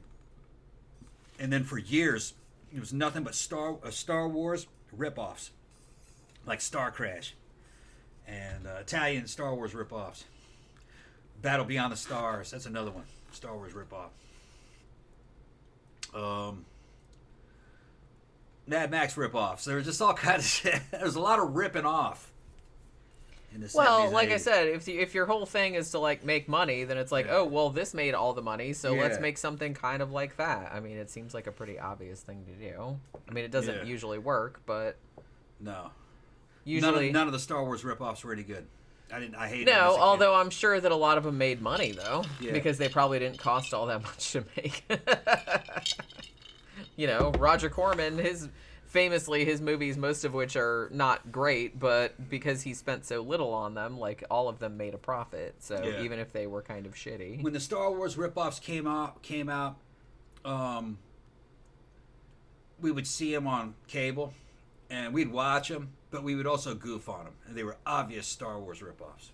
They're just, you know, the only thing that was close to a Star Wars ripoff that was any good back in those days was actually not a ripoff. Star Wars was a ripoff of it, and that was the Flash Gordon movie. The Flash Gordon movie in the theater was fucking great. Saw it when it came out. I watched it probably about 3 or 4 times, the local matinee, and I fucking loved it. And I was so pissed when they didn't make any more. And it was a Dino De Laurentiis flick. And then it would come out on cable, and it just didn't look as good. You know, because old CRT televisions, the costumes looked like shit. It just looked real cheap. But on the big screen, if you have it in Blu-ray, it looks real good. Real good. Just a fun movie. Like Star Wars, but it had sex and drugs in it. Yeah. Sebastian Moran said, I thought that Psycho was a slasher. I do think that it usually gets pointed out as like a proto-slasher maybe. I don't know if I would call it a slasher in the sense that, or at least in the way that people understand the term post-1978, like after Halloween came out. I kind of feel like when you say slasher, most people understand that to be something akin to like Halloween or Friday the 13th, where you have like a masked killer or something like that, like going after a bunch of young adults and like picking them off one by one. So in that sense, I don't think that Psycho or Peeping Tom, which came out the same year, which was kind of similar, they were both about serial killers, which was kind of a new topic to be exploring. I mean, they had done it in the 30s and stuff like that, like from time to time. But I kind of feel like those were the big ones that had the biggest cultural impact. So I would say I would call them proto-slashers, but I don't think I would call them slashers in the sense that, like I said, if you were going to ask me, and I'm not going to, or like if other people want to say Black Christmas, that's fine, because that's very obviously a slasher. But I'm going to say, for my money, Mario Bava's Bay of Blood was the first slasher. It's if you showed that to somebody that was very familiar with 80s slashers and showed it to them, they'd be like, oh, that's obviously a slasher. And that's from, you know, several years before Black Christmas. I'm just saying. You know what I mean? But I don't think I'd call Psycho a slasher. Psycho is about, I think that's more psychological horror, I guess. Right? With like noir elements. Yes, it's about a serial killer, but I don't know if I'd necessarily call it a slasher. Zach says, I'd love to write a slasher movie, but do something more deep and artsy and emotional with it. Yeah, I mean, go for it. I'm not, like, I like slashers, but it's not my favorite genre. I think my favorite horror subgenre is probably... I really like psychological horror, and I really like surrealist horror, and I really like haunted house movies. You know what I mean? That kind of stuff. I'll watch pretty much any kind of horror. I don't care. Like, I like all of it, but there's some that I like more than others. But some slashers are fun. It's just a lot of the ones from the 80s are a lot of fun, but they were all very, like, a lot of them were really, like, formulaic, you know. Oracle says, I agree with Jenny. It's more psychological horror or suspense. Yeah. I mean, I would call it a horror movie for sure, but I don't know if I'd call it a slasher. But I'm not going to, like, be mad if other people want to. And it does have, like, a detective, like a noirish kind of detective aspect to it, too. Which, Peeping Tom does also. Which, if you haven't seen that, that came out the same year as Psycho. It was a British film. I think we did a review of that, didn't we? That guy that had the photographer that had the thing with the spike. Where he killed people and, like, took pictures of them and, like they could see the mirror on their face so they could see themselves as they died and shit like that. They ruined that dude's career, that movie did. Poor guy. Michael Powell, I think his name was. All right, they're talking about how Star Wars was a Western movie, and then somebody else chimes in saying it was also like a Kurosawa flick. Yeah, that's a thing that when you were back in '77 watching that as a kid, and I had been watching UHF 22, which is the local Japanese channel out in California. You saw a lot of Japanese themes in Star Wars back then. It was an East meets West movie. It was a Western movie and a samurai movie. And if you see a samurai flick, like something like Zatoichi or something, it's a Western. It's a Japanese Western, okay? So it's kind of like a Western, a samurai movie, with a war movie template over it, kind of like a British World War II movie. You know, in some ways, if you look at it, you know, the Imperial Fleet, it's kind of like the British Navy in a certain way. You know, some people say, well, they're like the Nazis. Yeah, kind of, but it's also a fleet. You know, the Germans didn't have a fleet. The British had a fleet, and they're real heavy British accents and stuff, and there a lot of stuff that they're doing in that fleet is very British. You know, if you knew how the British Royal Navy was in the 1700s, they would do that kind of shit. Kill somebody for failure, keel hauling people and whipping them and punishing people for failure and shit. It's just very British, some of the shit that they did. And Vader fucking choking a dude for failure. British Navy did that kind of stuff. You know, not that hard probably, but they executed people for. I didn't know that the British Navy could force choke people. That's amazing. No, they can. Well, you know. They had magic fucking powers, man. I'm just fucking with you, Tom. Yeah. What, you getting all upset about it? No. Did you want to say something about the underwear? Oh. I thought you said you wanted to say something about Yeah. that.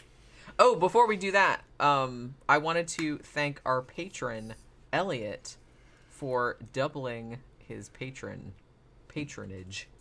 I got the message earlier today that he's doubled his patronage. So thank you very much, Elliot.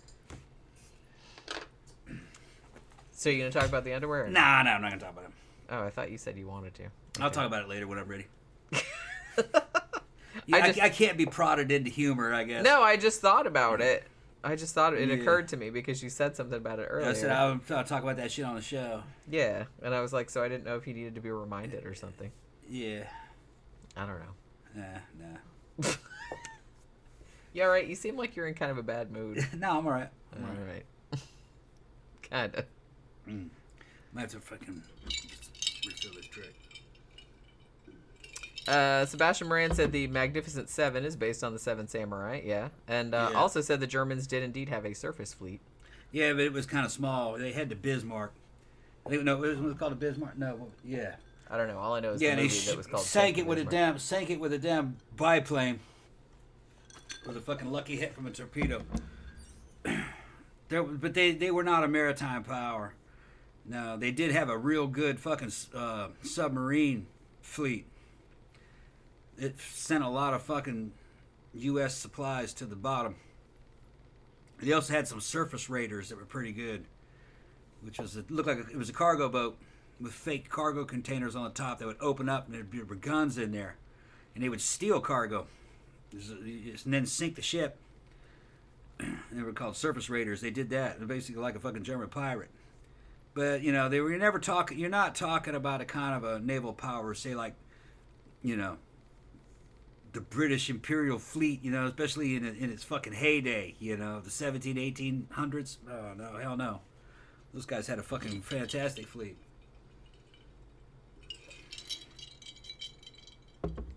But you could say so to Spanish, but I think it was mostly 1500s, 1600s.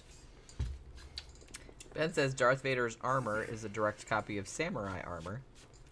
Yeah, that's true. And Oracle said lightsabers are so obviously a sci-fi version of Japanese swords. Yeah.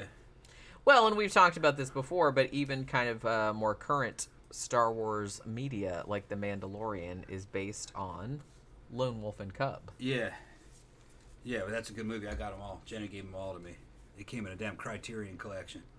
Which Mandalorian's kind of I wouldn't say it's a rip-off of that, but it's the same idea, though. I mean, that's where they didn't make a secret about that either. They basically said that's where they got the idea from.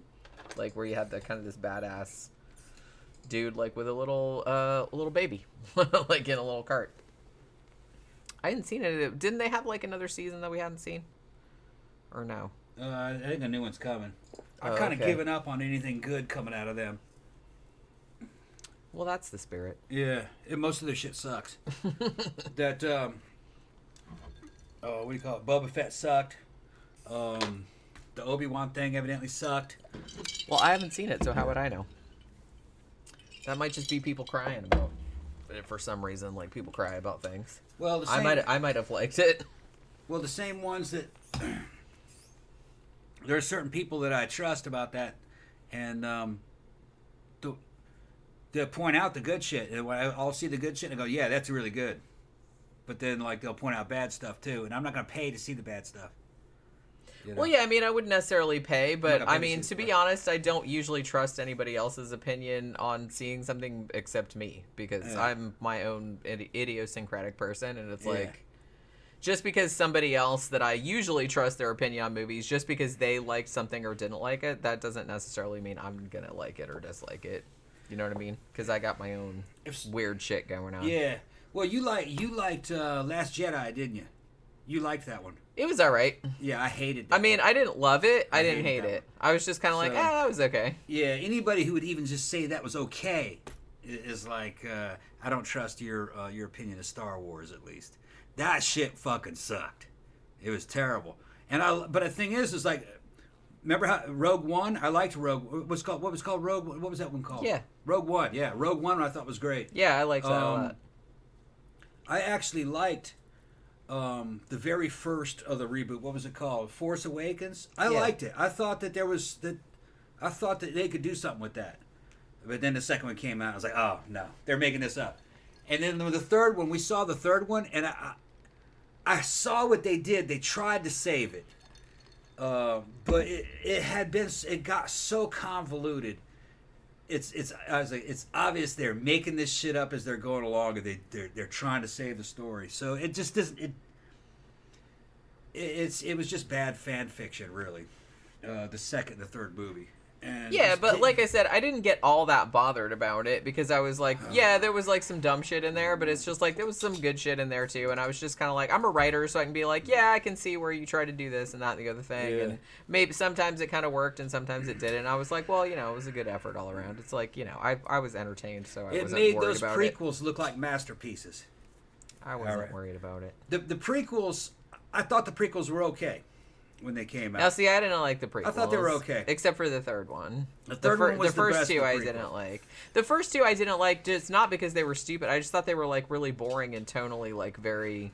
They could have been better integrated, like, the theme. They could have really taken out all the kind of, like, political shit and, like, all that kind of stuff, because it's like, that's not really all that interesting.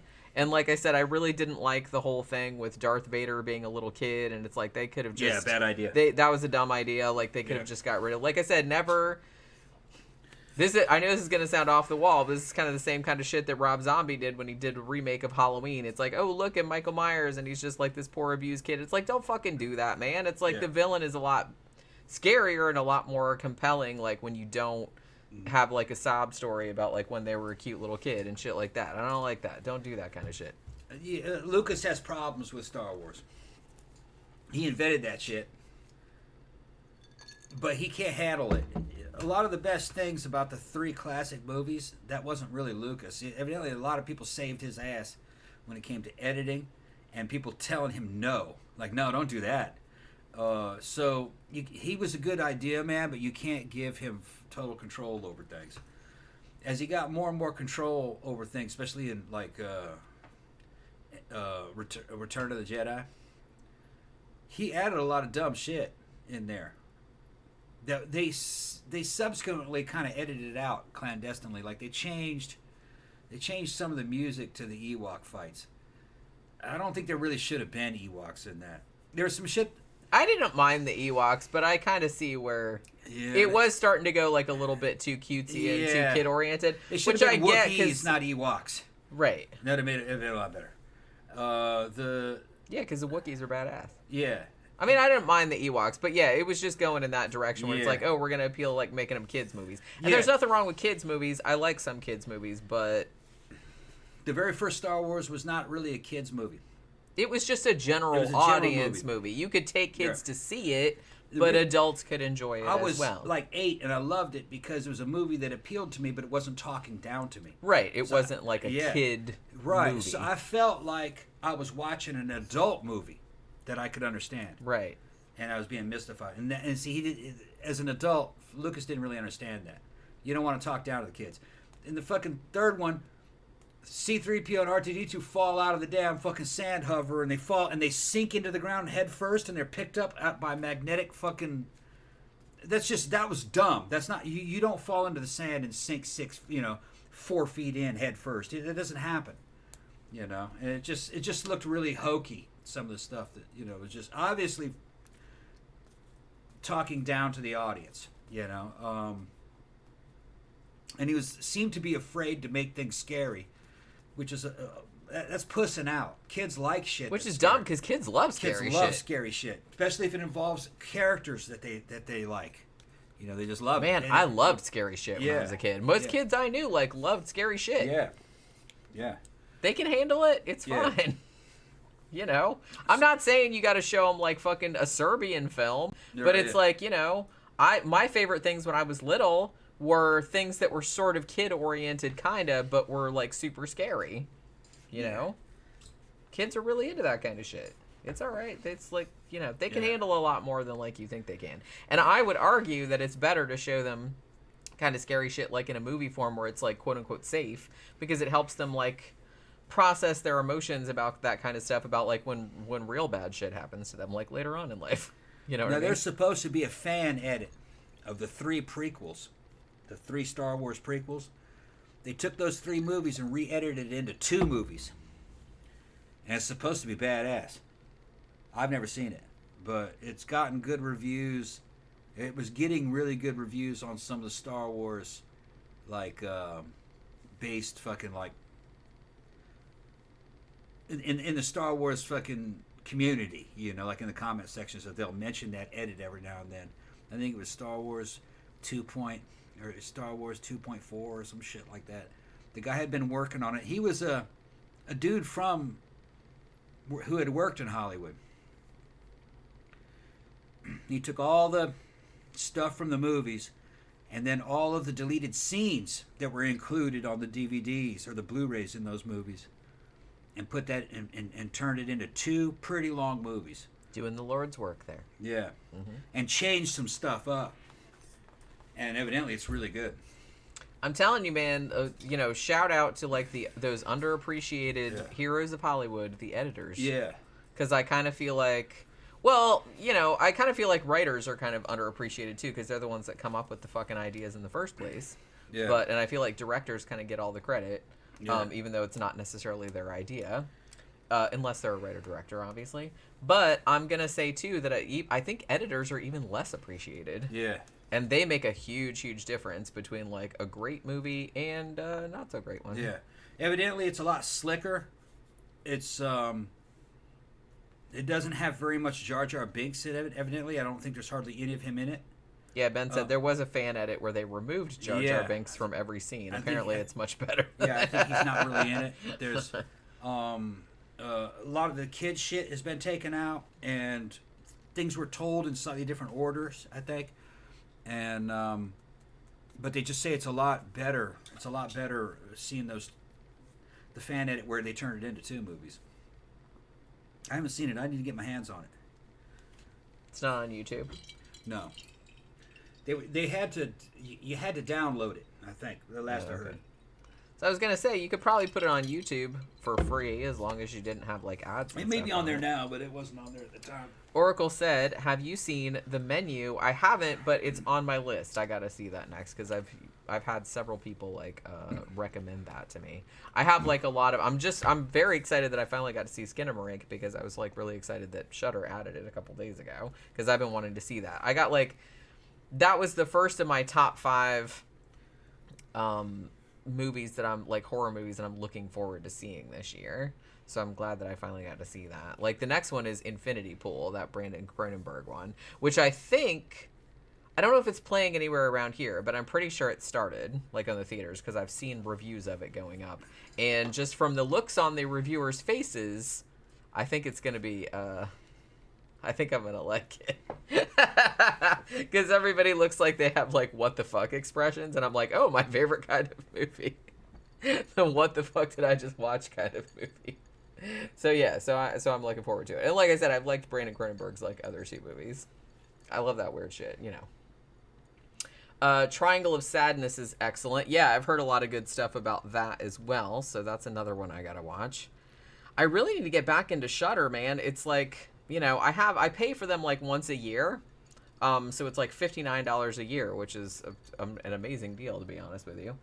But I feel like I used to watch at least 1 or 2 movies on there a week, and it's just like we have so many other streaming services that I hardly ever check it anymore, and they add new shit like every week. You know what I mean? Like new movies, old movies, they have all kind of stuff. They just added like a whole shit ton of like really weird, like obscure Giallo movies. And it's like, shit, there's like a whole bunch of Giallo movies I haven't seen. And it's like, I have to go back in there and watch those. But it's like, I just never have time. It's like, shit, man, we have Amazon Prime and we have Hulu and we have HBO Max and we have like all these other streaming services. And I just never get around to it. You know what I mean? And sometimes I don't really feel like watching a movie. Sometimes I just want to watch a show. Like last night I got home kind of late, but then I was really tired, but for some reason I couldn't fall asleep. And so I started watching this fucking show on Netflix, which was called School of Chocolate, because I'm all about I love baking shows, and it's not really a baking show, but I love those kind of like competition shows where they have to like make like crazy fancy desserts and stuff. And it's like this French chocolatier that makes these like fucking amazing, it's like, look, I made a like 8-foot chocolate dragon that looks real and shit like that.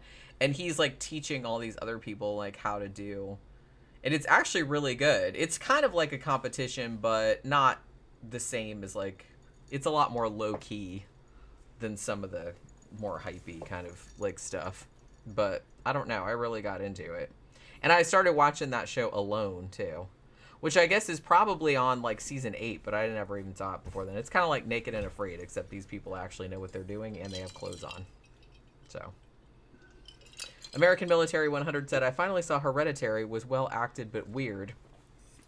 Honestly, Hereditary is one of my favorite horror movies of the last 20 years, easily. Yeah, wasn't he asking about that one in Midsommar?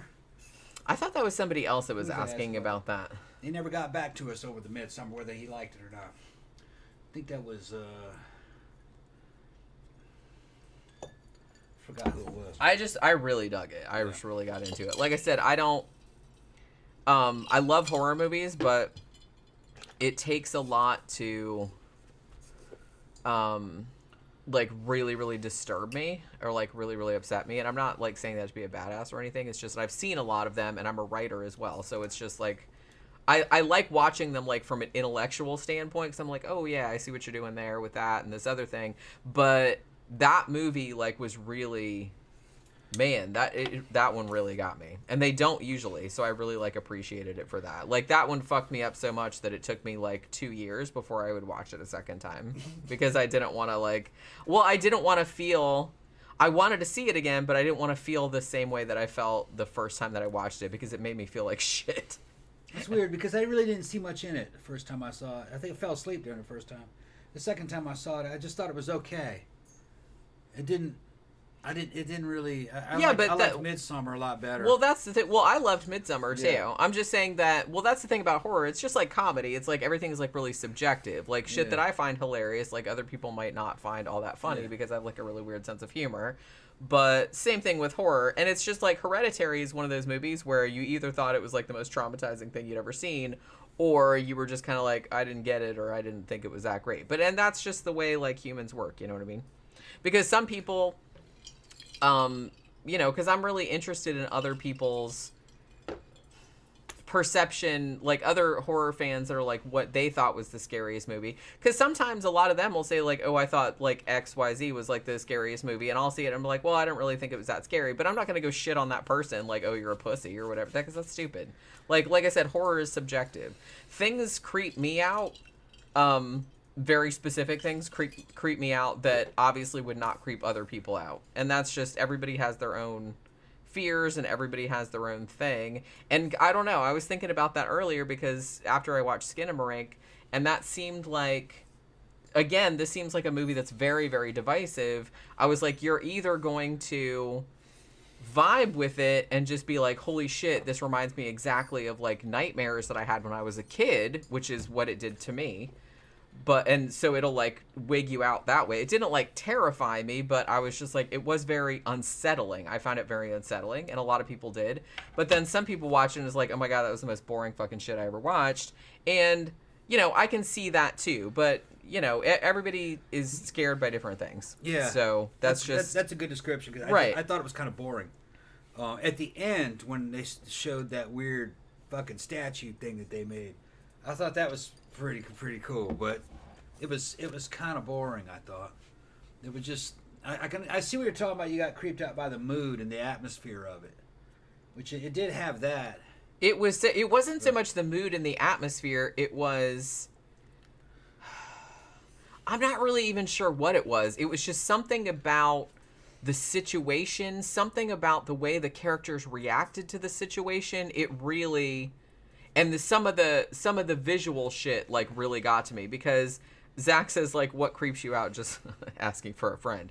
I don't know. There's a lot of really specific things. I think this is kind of why, and this is why a lot of the shit in like Skinamarink kind of freaked me out too, because it's that movie is kind of like very David Lynchian in a little, like very much like Inland Empire. It reminded me of kind of Rabbits. If you saw that, like the David Lynch thing that was Rabbits, it was like a weird sitcom, except it was people with rabbit heads. It kind of reminded me of that sort of vibe. That kind of shit freaks me out. And there was also a lot of stuff in this movie about people going into darkened rooms and just seeing somebody like sitting there and you can only see the back of their head. Like that always like wigs me out too. I'm wigged out by like doppelganger type situations. That usually creeps me out. I'm creeped out by going in and just seeing the back of someone's head because you don't know. And then, like, they don't turn around, like, they're just sitting there. It's like, I don't know, that, like, freaks me out for some reason. I don't know, it's just shit like that. And sometimes it's, like, kind of hard to... It's not anything that would be really obvious. I don't usually like horror that's, like, super overt. Like, sometimes I'll like it, but it doesn't scare me. I tend to like more subtle things. You know what I mean? Like, kind of more subtle. Things that are more, like, disquieting or unsettling rather than... overtly like jumping out in your face. Oh my god, it's a demon. You know what I mean? Like jumping out in your face. It's like, that's not scary to me. Like that might be scary to other people and that's fine. But it's like, I don't find that particularly scary. At certain times in your life it is. When you're 13, 14, 15, even early 20s, seeing something, you know what I mean? Like the Xenomorphs or the thing from Pumpkinhead, or fucking seeing Jason come at you. Yeah, hell yeah, it'd scare you. But when you get older, it takes more than that. I kind of feel like shit has to be more like either like surreal or more like existential dread type of shit. When she's talking about this director, I'd recommend more Midsommar because it's something it's situational. You're seeing it from a very practical standpoint of what would you do if you were in this fucking colony with this weird fucking pagan cult. And you're one of these students or something, what would you do? You know, how would you deal with this? So you can put yourself in the story. With Hereditary, I couldn't couldn't even put myself in the story. There were no likable characters that I can remember. To me, it's like the characters don't have to be likable. Yeah. They just have to be. I don't even care if the characters are likable, as long as they're like humans with relatable emotions. I couldn't really relate to their emotions because I wasn't sure if I was dealing with bad acting or if the ulterior motives. It was hard for me to make sense out of that movie. And like I said, not very little of that movie stuck with me. I've seen it twice, and I still can't remember everything that happened. There was just something about it tonally that stuck with you, or story-wise that stuck with you. Like, you're a writer, so maybe that has something to do with it. To me, it was just kind of bland. Well, like I said, a lot of it was happening not in your face. A lot of it was not spoken. A lot of it was going on like between the lines of everything. So it was kind of I think that was another thing that got to me, is like I got so immersed in it because there was so much shit that was going on that wasn't really like overtly spelled out. Yeah. And there was a lot of stuff going on in the background that was never like brought up. Yeah, I'm just telling you my point of view. I know. From my point of view, it was kind of bland and not memorable. I can't really remember what happened. I remember they had this weird-looking girl, and she was doing weird stuff, and her head got smashed off by a damn pole by a telephone pole, and then something else happened, and then there was a monster in a room, and then they made this mannequin. That's all I remember of that movie. It had. I couldn't tell you even what that movie was about. I can. They were breeding some kind of a vessel to bring in the devil or something. Well, they weren't breeding anyone. I thought they bred that little girl to bring a fucking demon in. She was just born, and she was going to be the vessel for the demon, but then it didn't work out, so they decided to start grooming the older. Yeah. Well, I thought it had something to do with her breeding. No, I don't think it had anything to do with that. I think that was just well, because that was one of the things in the movie was that Annie, who was the little girl's mom, was at odds with her grandmother, who was kind of like the matriarch of the cult. So she was trying to keep the kid away from. But then, like, the reason it's called Hereditary was because the influence of the cult, even after the matriarch had died, it ended up affecting all of them anyway, even though they didn't want anything to do with it. Like, they didn't have any control over their actions because the cult was just controlling them, and they didn't realize it. So I think that's kind of like one of the things that resonated with me about the movie was that I think that's why there was so much thematic resonance given to like the miniatures that she was making, because she was kind of like the puppet master, like making these little things, but she didn't realize that her life was controlled the same way that she was controlling the miniatures by her mother, who was dead, because there was this whole cult and there was all this stuff that was going on behind the scenes that she wasn't aware of, and then like she got sucked into it, like she didn't have any control over anything. I'd have to see it again. I remember that the second time I saw it, I liked it better than the first time. Because like I said, there's a lot going on. Yeah. I mean, it's one of those movies that it's not really my kind of movie. Well, no, but I kind of feel like it's one of those movies that, like The Shining, you can make like a 2-hour documentary, like talking about all of the shit that's going on in that movie, because there's a lot of like thematic shit going on in that movie. Midsommar was like that too, but like I said, it's still Ari Aster, so it's like he's very. I liked Midsommar a lot better. Meticulous. I want to see that one again, actually. I own that one. He's very meticulous, and he did kind of a similar. I mean, Midsommar is a completely different movie. Yeah. But he did kind of like a similar kind of thing where there was a lot going on in the background and in people's like that wasn't spelled out overtly. Like you really had to. Like, you could tell what was going on just by, like, watching it, but if you watch it several times with, like, paying attention to all the shit that's going on in the background and, like, all the offhand things people say and stuff like that, it has a lot more depth to it than just, like... Those two movies, Hereditary and Midsommar, they remind me of that first season of True Detective. But I think I'd take True Detective over Hereditary. I like that one. Remember that they were dealing with that serial killer and What, the series? The series, yeah. Yeah. Yeah, I dealing love with that True serial Detective. killer. He's like into that damn pagan magic, and you're assuming that he's full of shit. And then now, in the last few episodes, you realize, no, that motherfucker opened up a damn portal. He opened a portal to the damn universe. He was a sorcerer. That blew my mind. I was like, oh shit, that dude is who he says he is. That was some weird shit, wasn't it? Yeah. He didn't really do anything with the magic that we know of. I don't remember him. Maybe he did do a few things, didn't he? I can't remember. It's been such a long time. Yeah, since that was a we've seen creepy it. movie. And he was doing stuff kind of like stuff out of Midsummer. Killing people in weird positions with a bunch of folk horror type stuff on them, you know? Crowns and shit. I mean, I do like folk horror, but I would argue that Hereditary also had folk horror elements, just not as... No, I think it was, yeah. Not as strongly I think as it was. Midsummer did. I mean, Midsummer was very obviously a folk Yeah. horror. And again, if you have Shudder, I think it's still on there. There's, if you like folk horror, there is like a 3-hour and 20-minute documentary on there about folk horror, and it is fantastic. Yeah. I still keep like waiting for... If you know what folk horror is... to have 4 hours like free that I can watch it again because it was so good. Like I watched it the first time. If you knew the show and you don't know what folk horror is, it's like something out of the Wicker Man.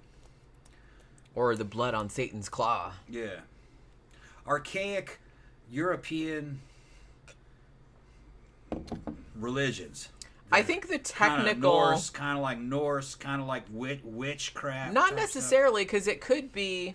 and if you watch the folk horror documentary, they actually went like real in-depth into it. Technically, folk horror would be anything that was like the modern world clashing with any kind of like old beliefs. So it could be... Usually when we think of Could folk be horror... voodoo or something, yeah, it right? could be voodoo or something like that, because they did kind of go into that.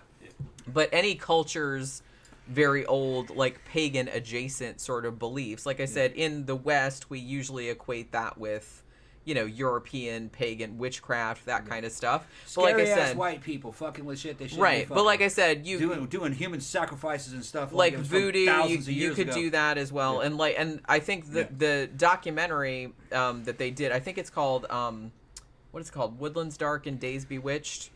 Or it might be Days Bewitched and I think it's Woodlands Dark and Days Bewitched. Yeah, it's like I think it's 3 hours and 20 minutes long, and they go into a lot of, you know, they talk about the Wicker Man, they talk about, you know, the British folk horror, obviously, because there was kind of like a mini boom of that, but they also go into other cultures' folk horror, like they do Asian folk horror, they do like voodoo, like Caribbean style, like I folk like to see horror. some Mexican folk horror. Yeah, I think they go into a little Kinda bit like- of that too. Yeah, kind of like, you know, shit, man. The cartels do that kind of shit, but you could bring back Aztec human sacrifice, cutting people's hearts out.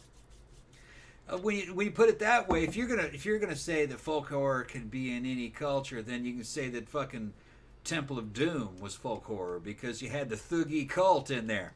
I mean, that you could make an argument for See? that. I mean, it's not exact, but like I said, folk horror, like just in its broadest definition, is usually modern sensibilities clashing with ancient superstitions or ancient beliefs. You know what I mean? So something like in book form, it would be like Thomas Tryon's Harvest Home.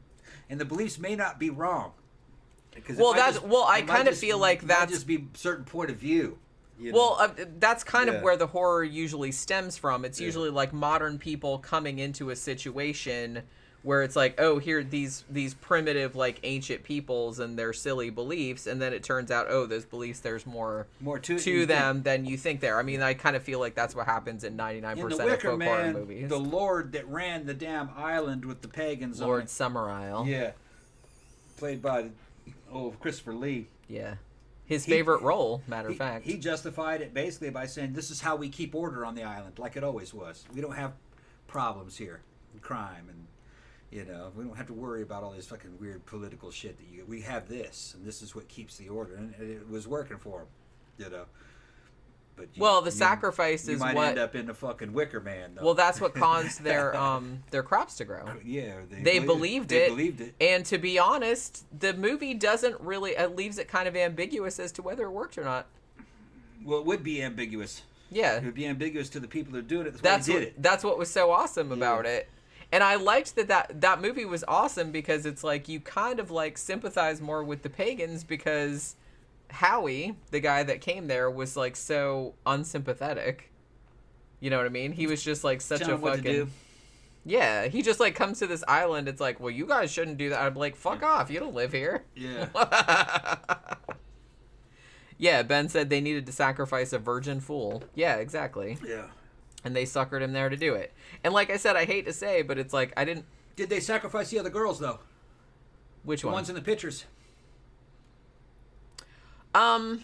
Wait, did they? I didn't think they did because...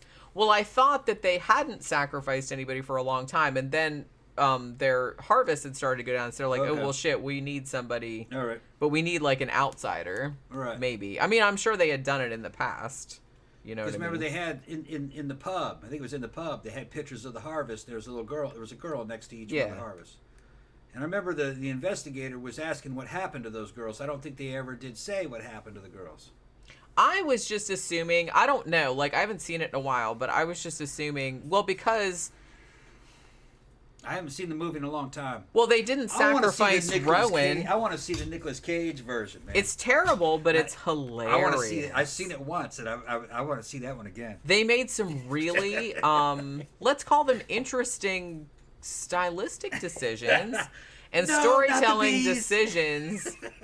I'm not really entirely sure, like, why they decided to change it to a matriarchal cult. Which, I don't know. It just seemed like it didn't... I don't know. It's funny, but... We just wanted to make it witches. I guess. Yeah. But I don't know. I don't really know. More Gaia, Earth-based type. What they want. It just seemed very silly. John Smith said, a great movie no one talks about, Dogtooth. That's one I've been wanting to review that one, actually, for a while. But yeah, that's a fucking weird-ass movie. Ben says, The Lodge is excellent. I liked it, but I didn't love it. We saw it in the theater. I was expecting to like it more than I did. I did like it, but I thought I was going to, like, love it, and I didn't. You know what I mean? Yeah, May Queen. Yeah, they're asking me if I watched The Legend of Boggy Creek. Yeah, I've seen them both. There were two of them, weren't there? Yeah. Well, actually, there might have been three of them, but I think there was... Yeah, I saw there was two that were called two. Yeah. I actually saw... That's a man's kind of woman. Well, the first Boggy Creek is actually... The first Boggy Creek is actually a pretty okay movie. Like, it's not great, but it's decent. The second one, Boggy Creek 2, and The Legend Continues, is terrible, but also... Which is the one that has the two girls. Hilarious, the second one. The second one, yeah. The one that was on Mystery Science Theater. Yeah. And I would actually recommend... Clam. Wasn't his name Big Clam? Big Clam? Well, no. The actor's name was Jimmy Clem. Jimmy Clam, yeah. The character's name... What the fuck was the character's name? I thought it was Clam. No? No, They say that's how Crenshaw. Crenshaw. They say he was like that. Evidently, he was playing himself. He clearly looked like he was playing himself. I mean, you could tell. It was cinema verite. That's a man's kind of woman. Yeah, that's a man's kind of woman. That's a man's kind of woman. Yeah. With his little, he's like no shirt, and he had like the overalls with one strap. Put some grease on his head. With his big moobs. Yeah. Oh my god, so funny. And they were like... two slutty chicks. That was what, early 80s slutty chicks with the feathered hair. Yeah. I'm going to call them slutty chicks just because that's what they called them back then. Charles B. Pierce, who, you know, he also trying to hook up him and his son. He also made The Town That Dreaded Sundown, so it's like, which is a great movie. It's based on The Phantom Killer. That was a funny movie. You know, there's some misinformation in there. You know, don't watch it thinking it's like a documentary about the Phantom Killer case, which was a real serial killer. But it's still a good movie, though. First Boggy Creek, decent. Not great, decent.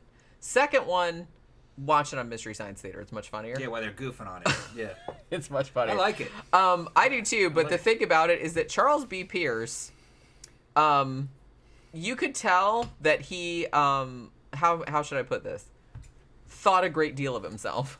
Yeah. Let's put it that way. Well, he's like that other dude who's fucking putting himself as the savior of mankind all the time. He's not quite that bad. What was that guy's name again? Neil Breen. Neil Breen. He's not quite that bad. I mean, Neil Breen is he's on his own fucking planet. I don't know what's going on in that dude's head. Neil Breen makes movies so he could cast himself as the savior of mankind, an alien or some kind of super being, and have some underpaid, good-looking actress fawn over him.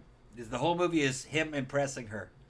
That's a fucking wild. That is like so funny to me, and it's like honestly, movies like that are just so ripe for ridicule because it's like it's so clearly this dude has issues, and apparently doesn't have enough insight into his own mind or his own behavior to realize how clearly he's projecting those issues onto everyone at large. So everyone's just like, oh well, obviously. Yeah, this dude's living his fantasies out in his own movies, and it's like, and it's just hysterical to watch. If you've never seen a Neil Breen movie, like get on that shit. It's like really funny. And I think he sells them directly, right? You got to buy them from. I don't know. Like if you go to because I really like Shitcase Cinema. Yeah. I think he just posted a new one the other day, which he hasn't been on there for like a year or two. Which I don't know what he's been up to. Working. Yeah, well, he's a writer too, so you know what I mean. I still keep meaning to like. Fucking hilarious. Oh my god, he's a British dude who's bald like me, and he fucking drinks and wears glasses and rips the shit out of movies. It's on YouTube called Shitcase Cinema, not Showcase, Shitcase. He doesn't post that often anymore. Yeah, not anymore, but he's got a big catalog back there, man. He's done a bunch of Steven Seagal movies. Yeah. He's just like a funny British dude. He's just like a working class British dude, and he's always like got a big thing of beer, and he's. I made him an honorary American, an honorary Mississippian. He's funny as shit. I like him honorary Mississippi. But he's done a lot of Neil Breen movies too. But yeah, I think I saw because I was on YouTube earlier, like posting something on there, and I think I saw that he had posted a new one, and I was like, holy shit! Like because he doesn't post it for like at least a year, I think. But the thing about it is that. Yeah, so Charles B. Pierce, who made the Boggy Creek movies, the problem I have, and I think the same thing happened in Town That Dreaded Sundown, Charles B. Pierce starred in that one too, and he, this is a movie about a serial killer, and this is based on a real serial killer that, like, killed actual teenagers, like, shot them in their cars, you know what I mean? It was like a Lover's Lane type thing, if you don't know, it was in the 1940s. And he, for some reason, chose to make himself like a bumbling cop type character. So there's like a lot of really goofy like comic relief in it, which I kind of wish that wasn't in there because I think the movie would have been a lot better if that was not in there. Now you could get away with that more in the Boggy Creek movies because it's about like fucking Bigfoot, okay? Pretty much. So it's it's not about a real serial killer, so you can get away with being a lot sillier. But the thing about Charles B. Pierce, especially in the second Boggy Creek movie, his son is in it too, like his real life son. But he's not playing his son in the movie though. I think he's playing like a student of his. And they're going out into the woods to like investigate the Boggy Creek creature, which like I said is kind of like Bigfoot. And Charles B. Pierce has cast himself as their professor who just like knows everything. So he comes across as this insufferable, douchey, mansplaining, well, actually, motherfucker. Yeah. And it's like, it's so fucking funny. I mean, it's annoying, but it's like super funny, too. Now, the Boggy Creek Monster, this isn't mentioned in the movies, but the Boggy Creek Monsters, according to locals, was Bigfoot, but it was made up to scare away black people. That's according to people who lived yeah, because it's like Arkansas, right? It's Arkansas. It's like the Arkansas version. Right. And who was it that we saw? Was that Dan Bell? I think Dan Bell. I was just going to say. The investigation. Yeah, he did like a little mini documentary about the Boggy Creek creature in Arkansas. He goes down in Arkansas and he's asking around. He goes, what was the Boggy Creek Monster? Anyway, and he goes, oh, yeah. And the old people are like, it was something they made up to scare away black people. I was like, what? Yeah, like what I just said that straight up. Yeah, they're like, what? Go, yeah, there was a black neighborhood over in this area a while, and just to keep them away, we tell them about a monster. Just keep them away. Very Scooby Doo of them. That's what the Boggy Creek Monster was. They just like made up like a fucking Bigfoot creature because I'm like, that's nice. Yeah, so that was probably like. But the thing is that that wasn't within the living memory of anybody.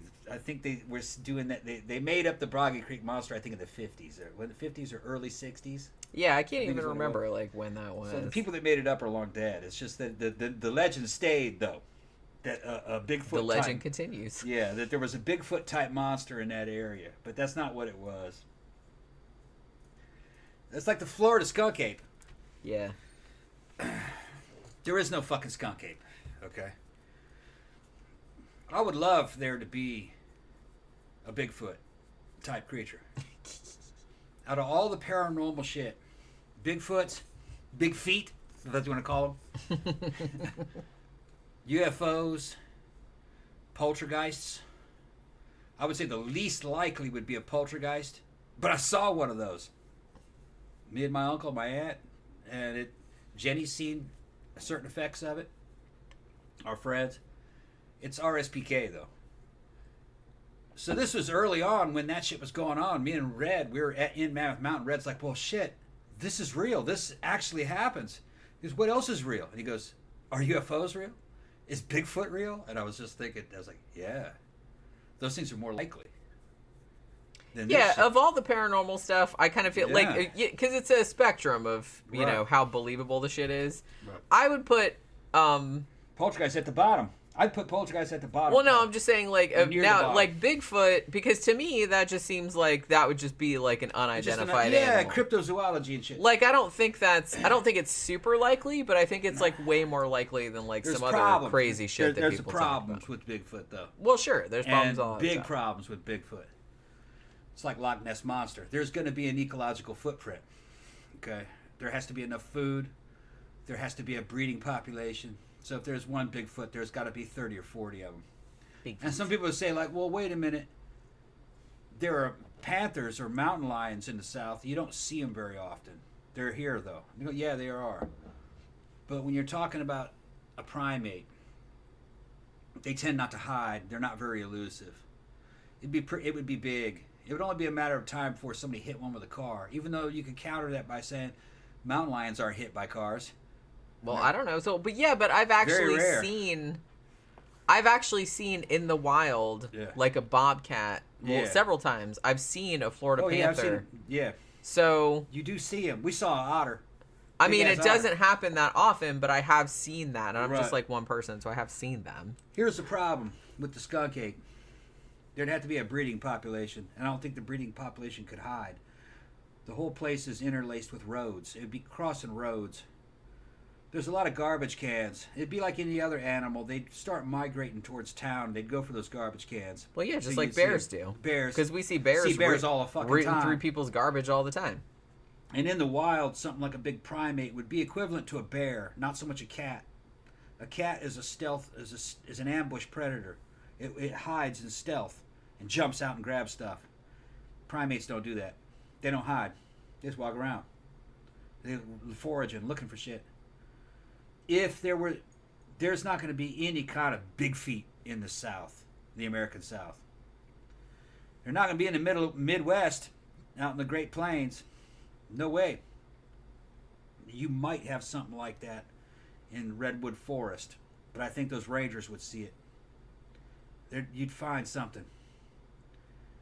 If something like that exists, most likely be up in Canada. I kind of feel like Washington State or somewhere where there's still like a lot of places where people wilderness where people haven't been to for a really long time. Because I feel like even man has never set foot. I mean, even in the South, like we have the Everglades, which is acres and acres and acres and miles of like fucking wilderness and swamp. But I just kind of feel like even then, like there's a road going through it. Yeah, Canada, on the other hand, is fucking huge. All right, and it's mostly empty. It has a small population. Most of it's over near Michigan. Most of its population. And it has big, huge forests. The only problem with that is that it's cold. I'm not sure a primate could survive that kind of cold. Not any primate we would know.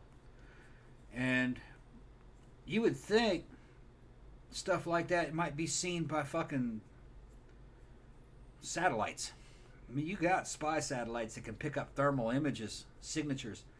Maybe they don't look, but I imagine you wouldn't have to go down there on foot. You could just take a satellite at night and look for thermal images up in unpopulated areas. You're going to find a bunch of moose, caribou, deer. If you find a Bigfoot, man, I'll give you a medal. I kind of feel like you'd think somebody would have found one by now. It would be, I think you'd found it by now.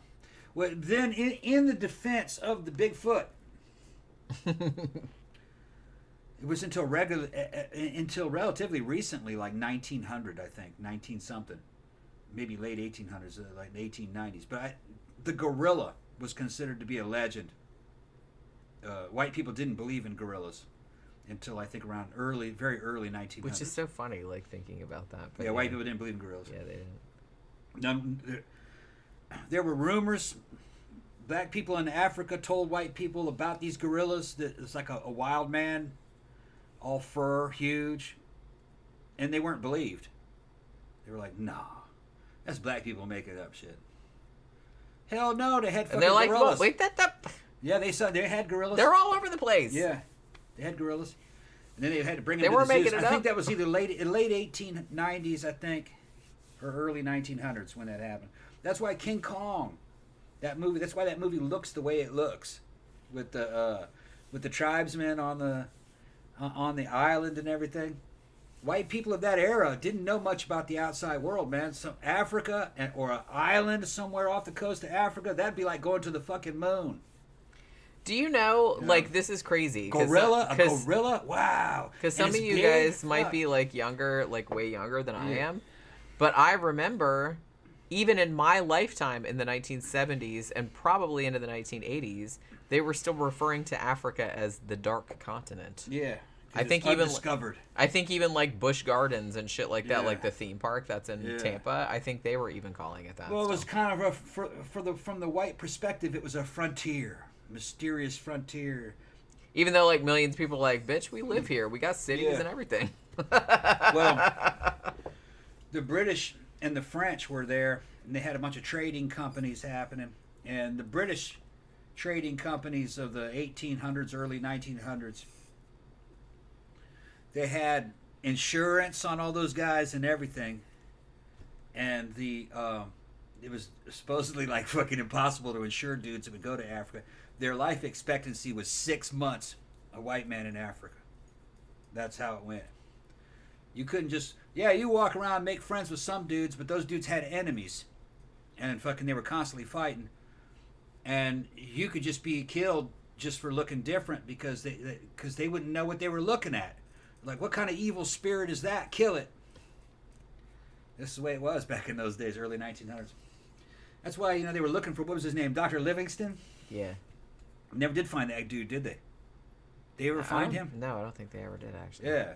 Your life expectancy for a white man was about 6 months. Well, it's a big continent. It's a big continent, and they could have dangerous. They could have fed him to pigs, or they could have done any number of things. That's the thing. But, it's like... Okay, here's something that I don't know why I just thought of this, but when you said something about like white people didn't know anything about any other countries. Not really, no. So my stepdad, who's old as shit, his mother, who has passed away, she passed away many years ago. I lived in the UK in the 90s, and when I was back home, she asked me if they had VCRs. They didn't know they had VCRs in the UK. In the UK, yeah. It's like, I don't understand, like, did she think, and the thing about, the thing that's ironic about that was that in the 1990s, the UK, technologically, as far as, like, cell phone technology and stuff like that, was several years ahead than the United States. Because I remember being in the UK in the 90s and being like, holy crap, there were, like, cell phone shops, like, everywhere. Everybody had them. And it's like, this was significantly before most people in the US had them. And so I thought that was very funny that she would ask me. I was like, what, like, do you think that they're just all, like, living in huts or what the fuck? Yeah. Well, it just seemed, like, I don't know why that, it's just like, made me laugh. I was just like, I mean, she's very old, but still. I would go back to Mississippi. Visit my dad. My grandmother would be there. It's hilarious. I'd have pictures of Brazil, And it was hard for my grandmother. She was old then. This is in the 80s, late 80s. It was hard for her to wrap her mind around Brazil. There was a lot of things about it that she had a hard time grasping. One of the things that really blew her mind is that she had a hard time grasping that white people lived in Brazil. That's some weird shit. I show her pictures of fucking kids I went to school with, and she goes, they're white. And I said, yeah. Yeah? Yeah, they're white. Why wouldn't white people live in Brazil? I said, yeah, because they think all kind of people live in Brazil. Yeah, white people, yeah. She's thinking it's like Africa. I said, like, Africa's so over funny. Here. And then skyscrapers and showed her Sao Paulo. It's bigger than New York, you know. Yeah, it's massive. It's massive. 20 million people.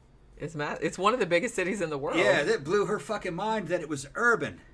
Yeah. It doesn't look like an American city. Well, a lot of cities in Africa are urban too, and I think even into the 80s and maybe even into the 90s, people didn't realize that they actually have like big, huge cities in Africa too.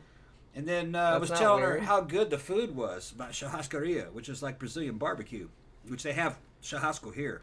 It's good. It's called Texas do Brasil. We were talking about that. Me and my brother and sister were talking about that last night. It's going to cost you about $100 to eat there. It's all you can eat beef and fucking pork. And yeah, my sister had eaten at Texas to Brazil a few times. And she was talking about how good it was.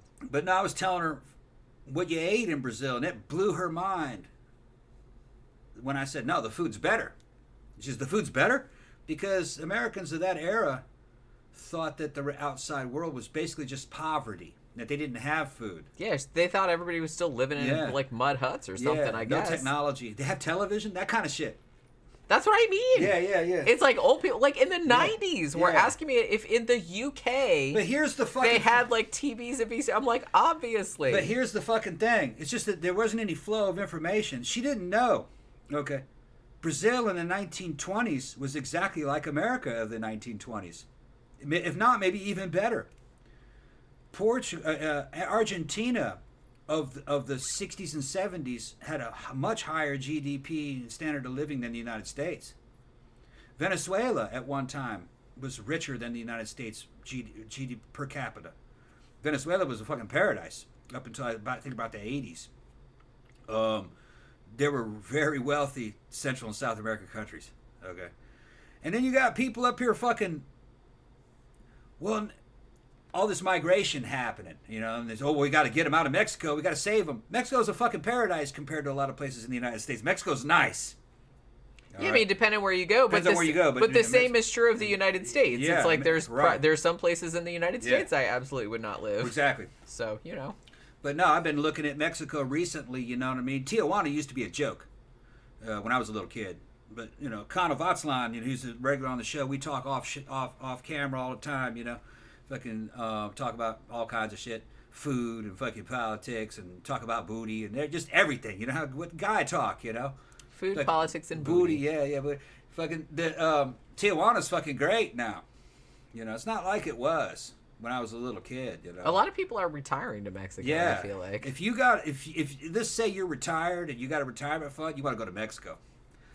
You know, you find a good place in Mexico that the cartels control, where it's nice and safe, down in fucking near Yucatan or something. You know what I mean? Near the resorts. Or they say Mexico City's great. It's got a great goth scene, and you get a lot for your money. Yeah, I've seen a lot of like really cool shit down there. For what I'm paying the mortgage on this house in Mexico, it would be a mansion, a palace. I would be tempted if it wasn't even hotter than here. I really would like to move somewhere. It's dry cooler. though. It's drier than Florida. It would not be. I'm more a cold weather girl. The weather I don't like is this heat or the weather would be more tolerable. Like Egypt was fucking real hot, but it was just bone dry, so it was easy to tolerate. And every night was cool and crisp because there's no moisture to hold it in your hair. I don't know how I feel about it. Yeah, I liked it. I liked the Middle East. They had good weather for me. You know, I don't mind the weather. Real hot, but there's zero humidity. So your body's natural cooling. I like cold weather and I like cloudy.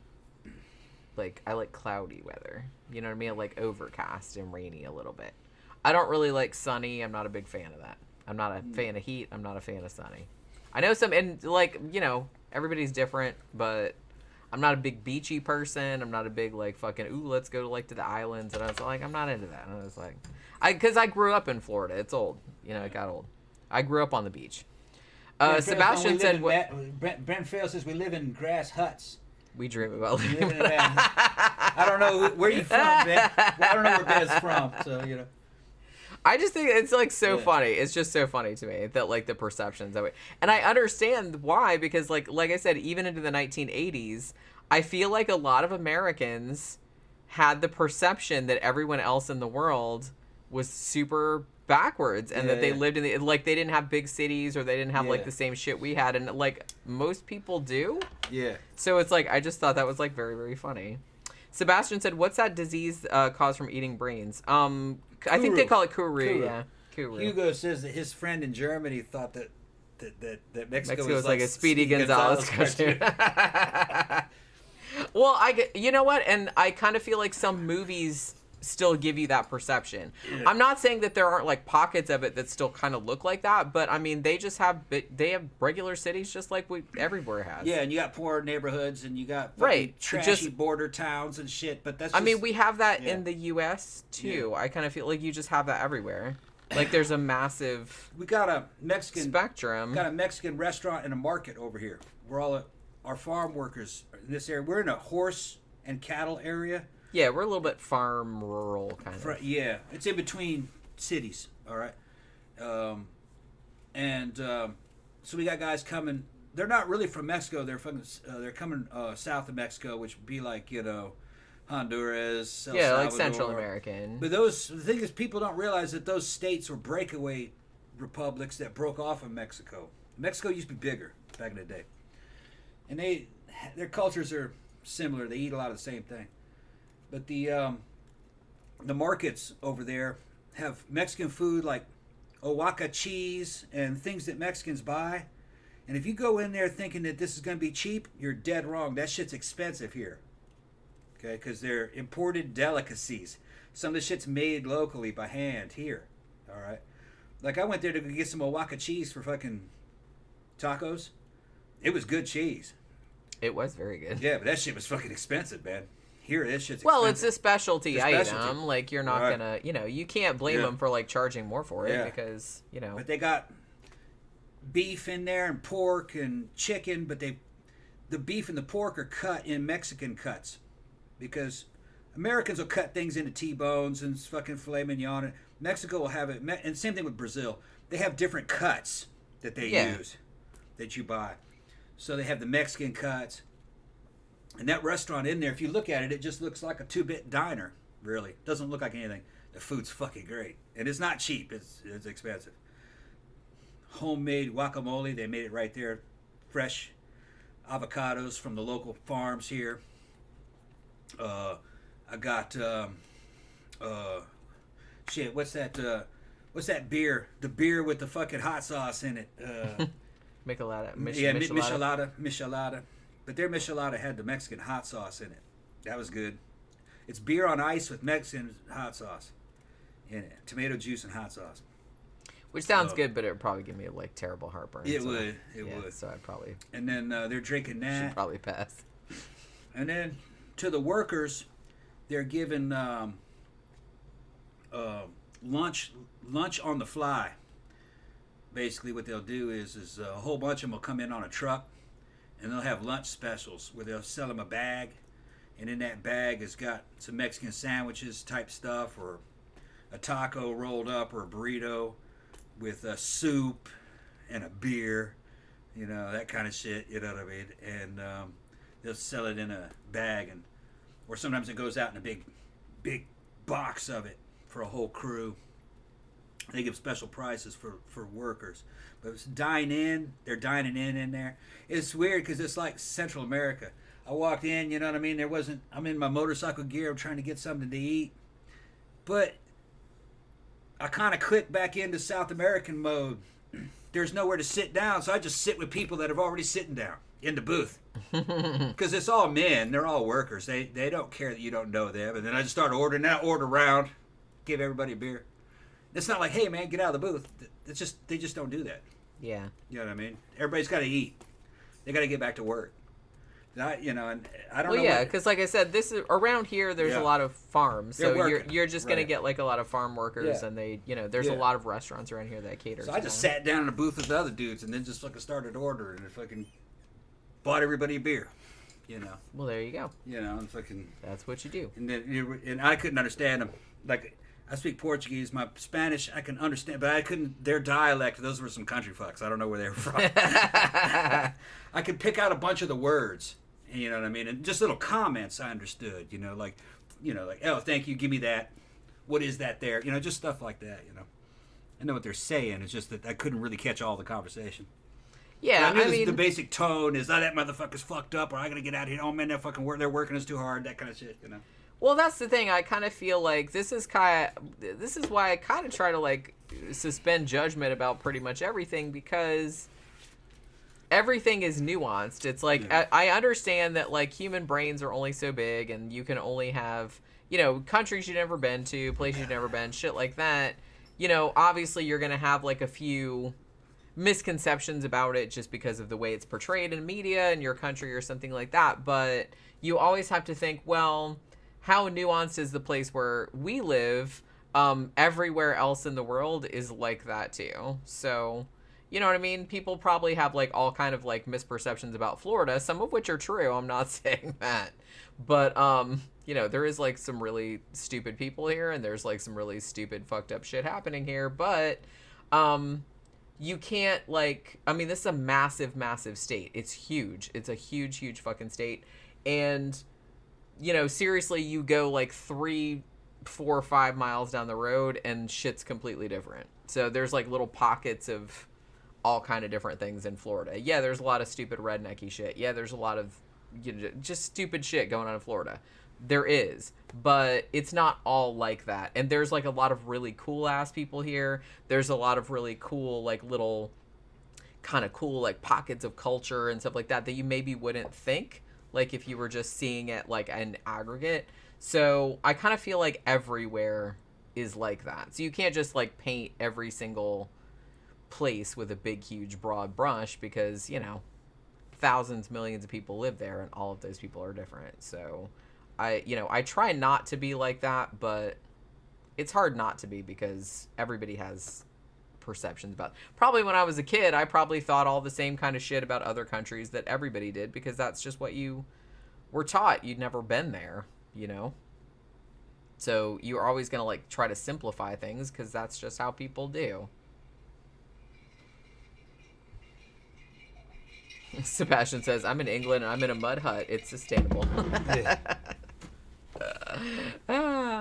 I don't know why I remember that so much. It's like, this is probably it's probably in the night. I feel like it was probably the late 90s, because I think I first went to the UK in 1995 or early 1996, and I went back and forth there all throughout the 90s and probably until like 2009, I think was the last time I went there. So I just thought it was very funny that old people in the United States like thought, I don't know what they thought was going on over there. I'm like, it's just the same as here pretty much. I mean, and like in some ways they were ahead. Like I said, particularly in cell phone technology, that was one thing that stood out to me a lot, was that they adopted cell phones a lot quicker, like on a larger scale than Americans did, at least from my perspective, because it did seem like even in the 90s, when only rich people really that I knew of had cell phones in the US, like car phones and stuff, like in the UK it seemed like more people had them, and there were more little shops that sold them and stuff like that, like in the town centers and everything, which we didn't have yet. But that might have been where I grew up, I'm not really sure, but I'm just saying that was my perception, that they were like way ahead in that regard. But, you know, that's so funny though about like fucking thinking Mexico was like a Speedy Gonzalez cartoon.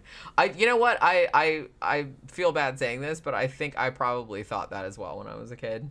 It's like you probably thought like the whole thing, like, oh, everybody, like, oh, it's 4 o'clock in the afternoon, everyone's taking a siesta with their sombreros like over their fucking. But it's like, and it's not, and it's totally not like that. But you know. Humans are not really, we didn't really evolve to live in global communities. Like, we're getting there, but it's hard for us to extrapolate our own experience to more than like 200-300 people, or like our own communities. So it's hard for us to see, it's easy for us to see nuance like right in front of our faces, but I kind of feel like it's hard for us to see nuance like on a larger scale. You know what I mean? So you kind of like perceive, so you try to like simplify everything like outside of your own sphere of experience, which is kind of a shame, but I kind of feel like everybody does that. It's a pretty natural human tendency. Most of the world is China and India, all right? And if you study people that have study the works of people like fucking Serpent ZA, guys that lived in China for a long time, or Sea Milk. He's got a channel on YouTube. They married Chinese women. They lived there for a long time. They moved here now, and they'll tell you Chinese attitudes and Chinese thinking.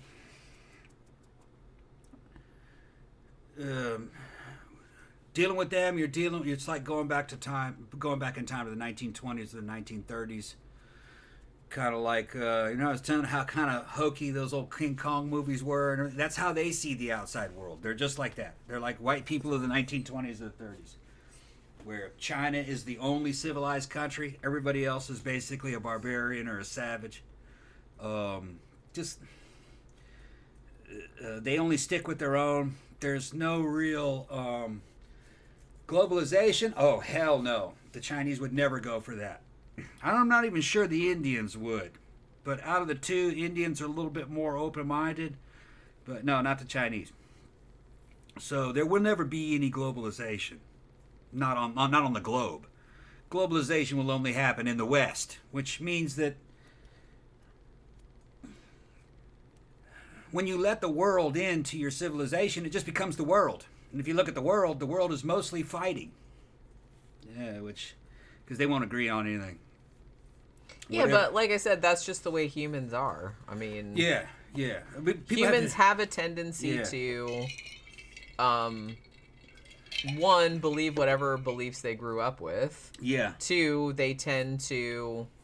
have very in-group, out-group thinking. Yeah. But the thing about it is that if you're aware of that and you're cognizant of that and you try to, like, not be that way, that's, like, a little bit better. But you have to kind of, like, be aware that that's a natural... It is a natural human proclivity, though. When you're talking about East Asia, most of them are Chinese. Then you have the Japanese. And the Japanese are big into Western stuff. But if you talk to people Westerners that have lived there and married Japanese people, they're in some ways kind of like the Chinese, where it's a Japan first mentality. It's kind of a fishbowl that's designed to protect the status of the Japanese male. That he's kind of paramount in that situation. They're not going to let anybody in. All right. No one will displace them in their own land. Which... Okay, and that's how they roll. And I lived in Korea for a year. That's the other third civilization. Those three civilizations were fighting each other for thousands of years, with Korea caught in the middle. And out of them all, I kind of like the Koreans. They're extremely homogeneous. Half of them are in North Korea, or a lot of them are in North Korea, which is fucked up. It's the world's biggest prison. The totalitarian mind control cult. And it is a cult. It's a cult on par with, like, Scientology. All right. Well, they use a lot of the same techniques. Yeah, so we've talked about that before, like cults in general. Because they know that the shit works. It works. Obviously. So. Yeah, and if you can get people to obey you and believe anything, if you're willing to punish their children and their parents for the crimes that you commit. And that's the way... Well, yeah, because that doesn't give you any choice. There's no choice. Well, because the thing about it is that, and in a way, this is kind of, you're taking advantage of human an instinct. Admirable thing about humans is that sometimes humans will die for their own beliefs. Right. But if you say, hey, I'm going to kill your kid, your baby... And your mom. Then people are like, well, wait a minute, because you don't want to like be responsible for someone else's death. That's like a whole other level. So they've got it rigged up where they're holding everybody hostage by each other. So you can't sacrifice yourself in some kind of act of rebellion because you're punished to three generations. Because they understand too that if you sacrifice yourself for your beliefs, then you become a martyr and you will become admirable because that's an admirable trait in most people's assessment. Right. So in the West, we're brought up because we have in a liberal democracy, and the liberal democracy is fucking total control of the university and the education system. And they teach concepts here that are not really true. And one of the things that they teach that isn't true is that freedom always wins and that liberalism always wins. It doesn't. You just have to apply enough horror onto the people, and that's how you win. All right? There will never be any liberal democracy in North Korea. They'll fucking kill you and 2 other generations of your family if you try any shit like that. And then they're so brainwashed, your death will be heralded as a great thing as the rest of society turns on you for being a scum, a traitor. You know, so no, totalitarianism works if you put enough horror behind it, which is something they don't want to teach here. It's a scary idea, I guess. Here they teach, oh, the pen is mightier than the sword. No, it isn't. The sword is much mightier than the pen. I never learned that. Oh, yeah, this pen is mightier than the sword because we have this legal system and we can do this and we can... No. The sword is mightier than the pen. You can cut any judge to ribbons with a sword. And that's what happens, and that's what's happened in other countries. Just all depends on the it's the conditions. Conditions dictate how the society will be, and the conditions did not dictate. The conditions did not allow anything like liberal democracy in Korea. Even South Korea is not a liberal democracy, really. It was a dictatorship. It was a U.S.-sponsored dictatorship, but it was built kind of like slightly on American values. It was kind of like a fake America in a certain way, but without anything like diversity. No, they were homogeneity, you know what I mean? And they were just Koreans. They did weird shit too, like Korean girls would get knocked up by GIs from the United States, and they would give those kids up for adoption. They weren't allowed to walk around in society. They weren't Koreans. So they were kept in prisons, basically, or orphanages, and eventually sent to the United States, or they were given away to the United States. You could get them through adoption programs, but when they hit 18, I feel like that kind of shit happened here in the 50s, until probably the 50s or the 60s. Yeah, when they hit 18, they just shipped them back to the United States. They sent them to some military base and cut them loose. Fucking sad, man. They don't even speak English. So, because they didn't want anybody impurifying their race. And that was the South. Which is such a silly concept. I just always find that such a silly concept. Well, most countries are ethno-states. No, I get that. You can't be Korean without being Korean. And when they mean Korean, they mean genetically Korean. Yeah, I know. That's exactly. But like I said, Japan's like that. I mean, from a scientific evolutionary standpoint, that is a ridiculous concept. They've been doing it for a long time. I know that, but it's still a meaningless concept, just from a scientific standpoint. Yeah, you can't be a Japanese citizen without being Japanese. You know what I mean? And they mean Japanese race. It's not something you can do. And the Chinese are pretty much the same way, I believe. Although I think you can be half Chinese and be a Chinese citizen.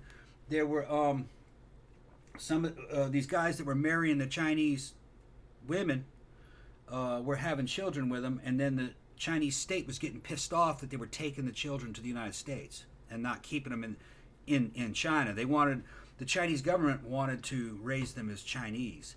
Now, so they were saying for nefarious reasons, they wanted them in the Chinese government, in the intelligence agencies, to use them as sex operatives or spies, basically. Which there may be something to that. The Chinese they're like that. They use sex operatives in their intelligence agencies. Or maybe they just wanted to marry those girls. I don't know. But there's one of C Milk's or Serpent ZA's friend is the dad to a girl who has a channel on YouTube. I think it's called Raising. What's the name of that channel? Anyway, she's a half Chinese girl. She looks like a little model. She's probably about 10. And they took her out of China and brought her to the United States, and the Chinese government was pissed about it. They wanted her to stay in China. Raising Shanghai, I think, is what the name of that channel was, I think. I can find it. But if you see with the girl, because these guys are going there, and they're kind of here, they're just regular dudes, but they were going to China, and they were marrying Chinese women that were like doctors, making a lot of money. And I guess they were kind of I wouldn't want to say, I don't want to be sexist about it, that the girls were using the white guys as trophy husbands, but I think that's kind of what the situation was. Use them as trophy husbands. It was a South African guy and an American guy.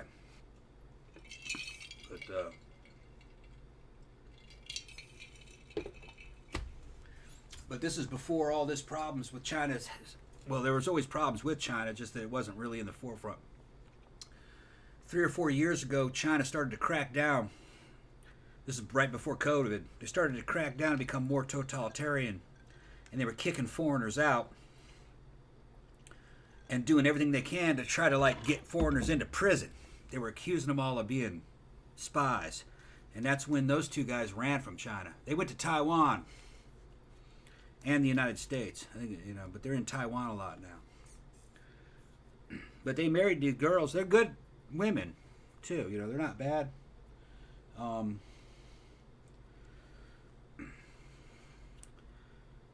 don't know if I could I don't know if I can marry a woman that can eat a live frog though. If I can pick up a frog and fucking chew the head off of it. Well, I'm not going to do that just because I feel bad for the frog. Yeah, Like, oh, no, I eat it. I'm more like going to pick up the frog and be like, oh. Sorry, little buddy. I would never do that to an animal. I mean, like I said, I know that it's like that's how they're, they don't think it's weird and stuff. Yeah. Eat alive. I mean, and I'm not, I can't really judge because, I'm not a vegetarian. Obviously, I do eat meat, but I would rather the animals that are killed for meat, I would rather them just be killed as humanely as possible. Yeah, no, the Chinese. So they don't know what's. I'm not real into. Honestly, I'm even not real comfortable about them putting lobsters and crabs and stuff in boiling water alive. Well, that kills them instantly. I know, but I still don't like it. Yeah, I wouldn't do that to a cat, and they were doing that to cats. Well, obviously, duh. But I'm just saying, they were doing that to cats and eating them, but they were fucking throwing them into boiling water alive to kill them, and that was they were doing that in Korea. That was. But like I say, obviously that's horrific. But it's I'm even saying, and that was illegal in Korea too. I was watching a cooking show the other day. So it might have been Hell's Kitchen because I've been watching the new Gordon season. But I think they did throw some fucking. And look, I love seafood. Okay, I love lobster, I love crab and stuff like that. But I'm not super comfortable about them throwing the shit in the boiling water alive. I don't like it. I just don't. I don't like it. The Chinese will. Yes, I know they're like insects. Yes, I know that. But still, it just bothers me. The Chinese will take a dog and skin the dog alive and let it walk around for a few hours because they said that the pain tenderizes the meat. And man, no, that's fucking totally. They have a dog festival where they're doing things like forcing the dog into the bottom of a red hot pot and trying to hold it in while it's alive. Man, it's bad shit. And there were people that were trying to post videos of that, and Google was taking it down, saying it was culturally insensitive. And people were like, no, man, the outside world has to see what's done to these animals in other cultures. And they said, well, we shouldn't condemn a whole culture for... Nah, you can't let people... Well, see, I mean, here's the thing. I'm not going to... Like I said, I eat meat. Yeah. But and look, if you, don't want to eat meat because of, cruelty in animals, that is, that's awesome. I would, that's good. But I'm just saying that if you're going to eat meat... Yeah. At least know where it's coming from. I would rather it just be, cruelty-free. Yeah. You know what I mean? Here's the thing. In the West, mostly... its mores actually came, they're Judeo-Christian, mostly Christian though, although there's Old Testament stuff in there too, which would make it Jewish also. But there was never any explicit rules made about how to kill animals for food. It was the Muslims that came in later and came up with the idea that you had to have what's called halal slaughter, which is you have to cut an animal's throat and allow it to bleed to death, which they considered to be painless. The idea wasn't that it had to be a throat cut. In the days that they made that rule, that was the most humane way the people who wrote this figured, because they had seen other cultures do things and they said eating animals while they were alive. Yeah. It explicitly says there in the Quran you cannot eat an animal alive. That's totally cruel. Which, like I said, seems a lot more humane. Yeah, right. So what you're talking about, from a religious standpoint or a cultural standpoint, would be halal slaughter. Yeah. In other words, fucking painless slaughter. Just cruelty-free. So I don't want them to know what hit them. Right, exactly. Right. That's what the Quran was talking about. Painless death for a food animal. Yeah, you want to minimize suffering as much as possible. Right. Let them have like a really nice, good life, and then... Now, Serpent ZA said that from what I remember him saying, he said a lot of this stuff that the Chinese are doing about maximizing the fucking cruelty on the animal to make it more tender. He said that was actually a thing that came out of the Cultural Revolution, and that it was like mass psychosis during that time. And that they were fucking maximizing the cruelty and suffering of other humans during that time. And it bled over into how to slaughter animals. So it was just like a whole thing. Yeah, it was a whole thing at once. Where you have a fucking society that's basically become psychopathic. And if you look at what happened in the Cultural Revolution, those fuckers were psychopaths. They were eating each other. There was cannibalism, and there wasn't starvation where they were doing cannibalism. They were just eating people because they were accusing them of being capitalists. If you were a capitalist, they killed you and ate you. The problem is... It's called... And some people might not believe me.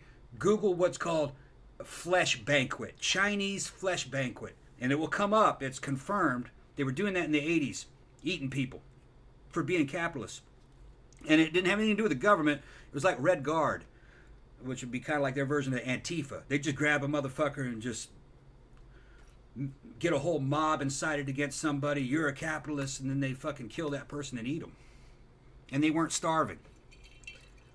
The problem is sometimes that from a cultural standpoint, if you beat down people enough, sometimes a significant percentage of those people will be like, well, I don't have anything to lose. I have been shit on my whole entire life, so I'm going to shit on others. On everything else. Worse, even animals. You're right, to like make myself feel better. And that's unfortunate, but that is something that happens a lot like in human psychology. Yeah. Now, it can go either way, because some people that are horribly, horribly abused as children or, in their culture will learn to like not do that, and they will actually be more compassionate because of their experiences.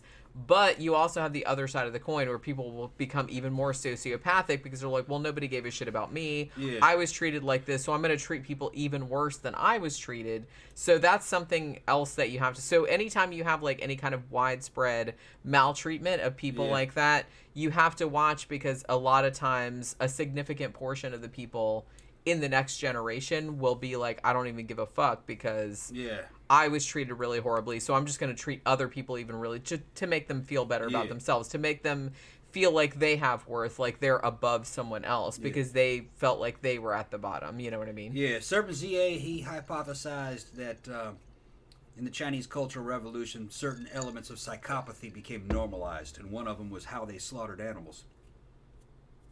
So, well, and that's the thing, too. If, like, a lot of people are around you, if everyone around you is doing something fucked up... then you think it's normal. Then significantly, it's going to become, like, not as unusual. Like, obviously now in the West, thankfully, everybody loves hearing about, like, fucked up serial killers and stuff like that. But in a way, I know this is going to sound like a fucked up thing to say, but that's almost like the sign of a healthy society. Everyone's interested in that because it's fucked up, and 99% of people understand that that's fucked up. That's why they're interested in it, because it doesn't happen that often, because it's fucked up. So, but if you get to a point where like a whole civilization is like, that's not even fucked up, and they're just like trying to like, they're all doing it and they're trying to like one up each other, then obviously that is not a good situation. Because I'm a hunter and a cook, and I will tell you, torturing an animal will not make it taste better.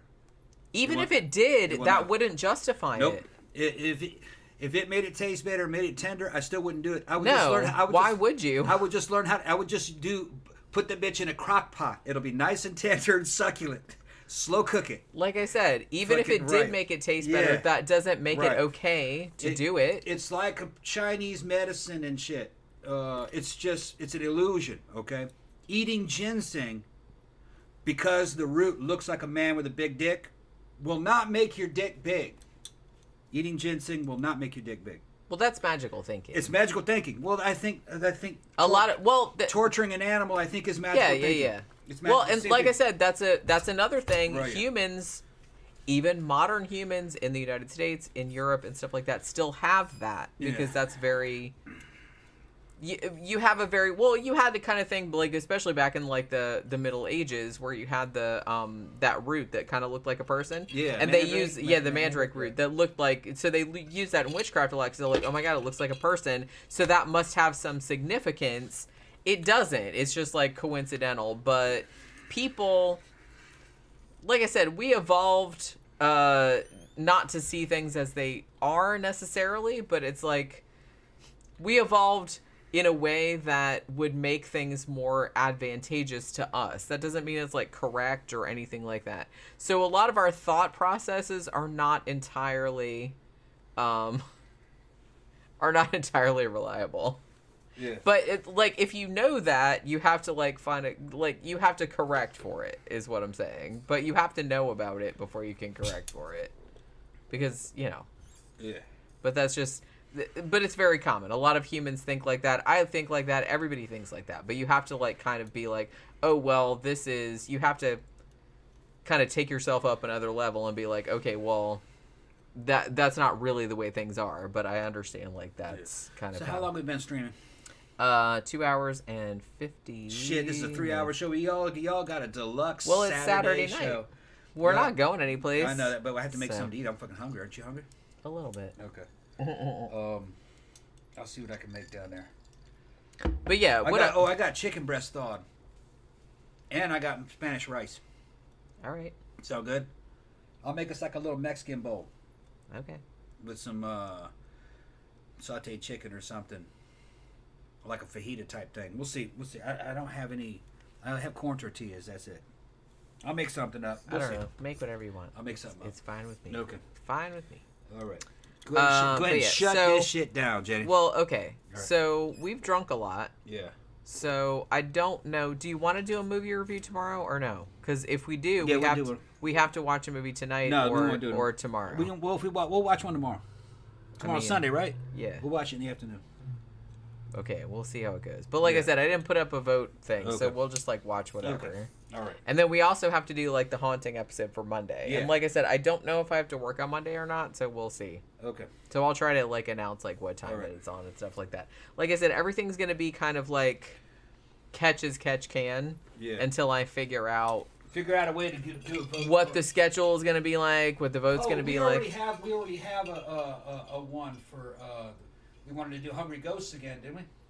Yeah, I already did a card for it and everything. I haven't like made notes for it yet, but I already like did all the other preliminary shit. So yeah, we'll still do one on Monday, but it might be later. I'm not like actually sure.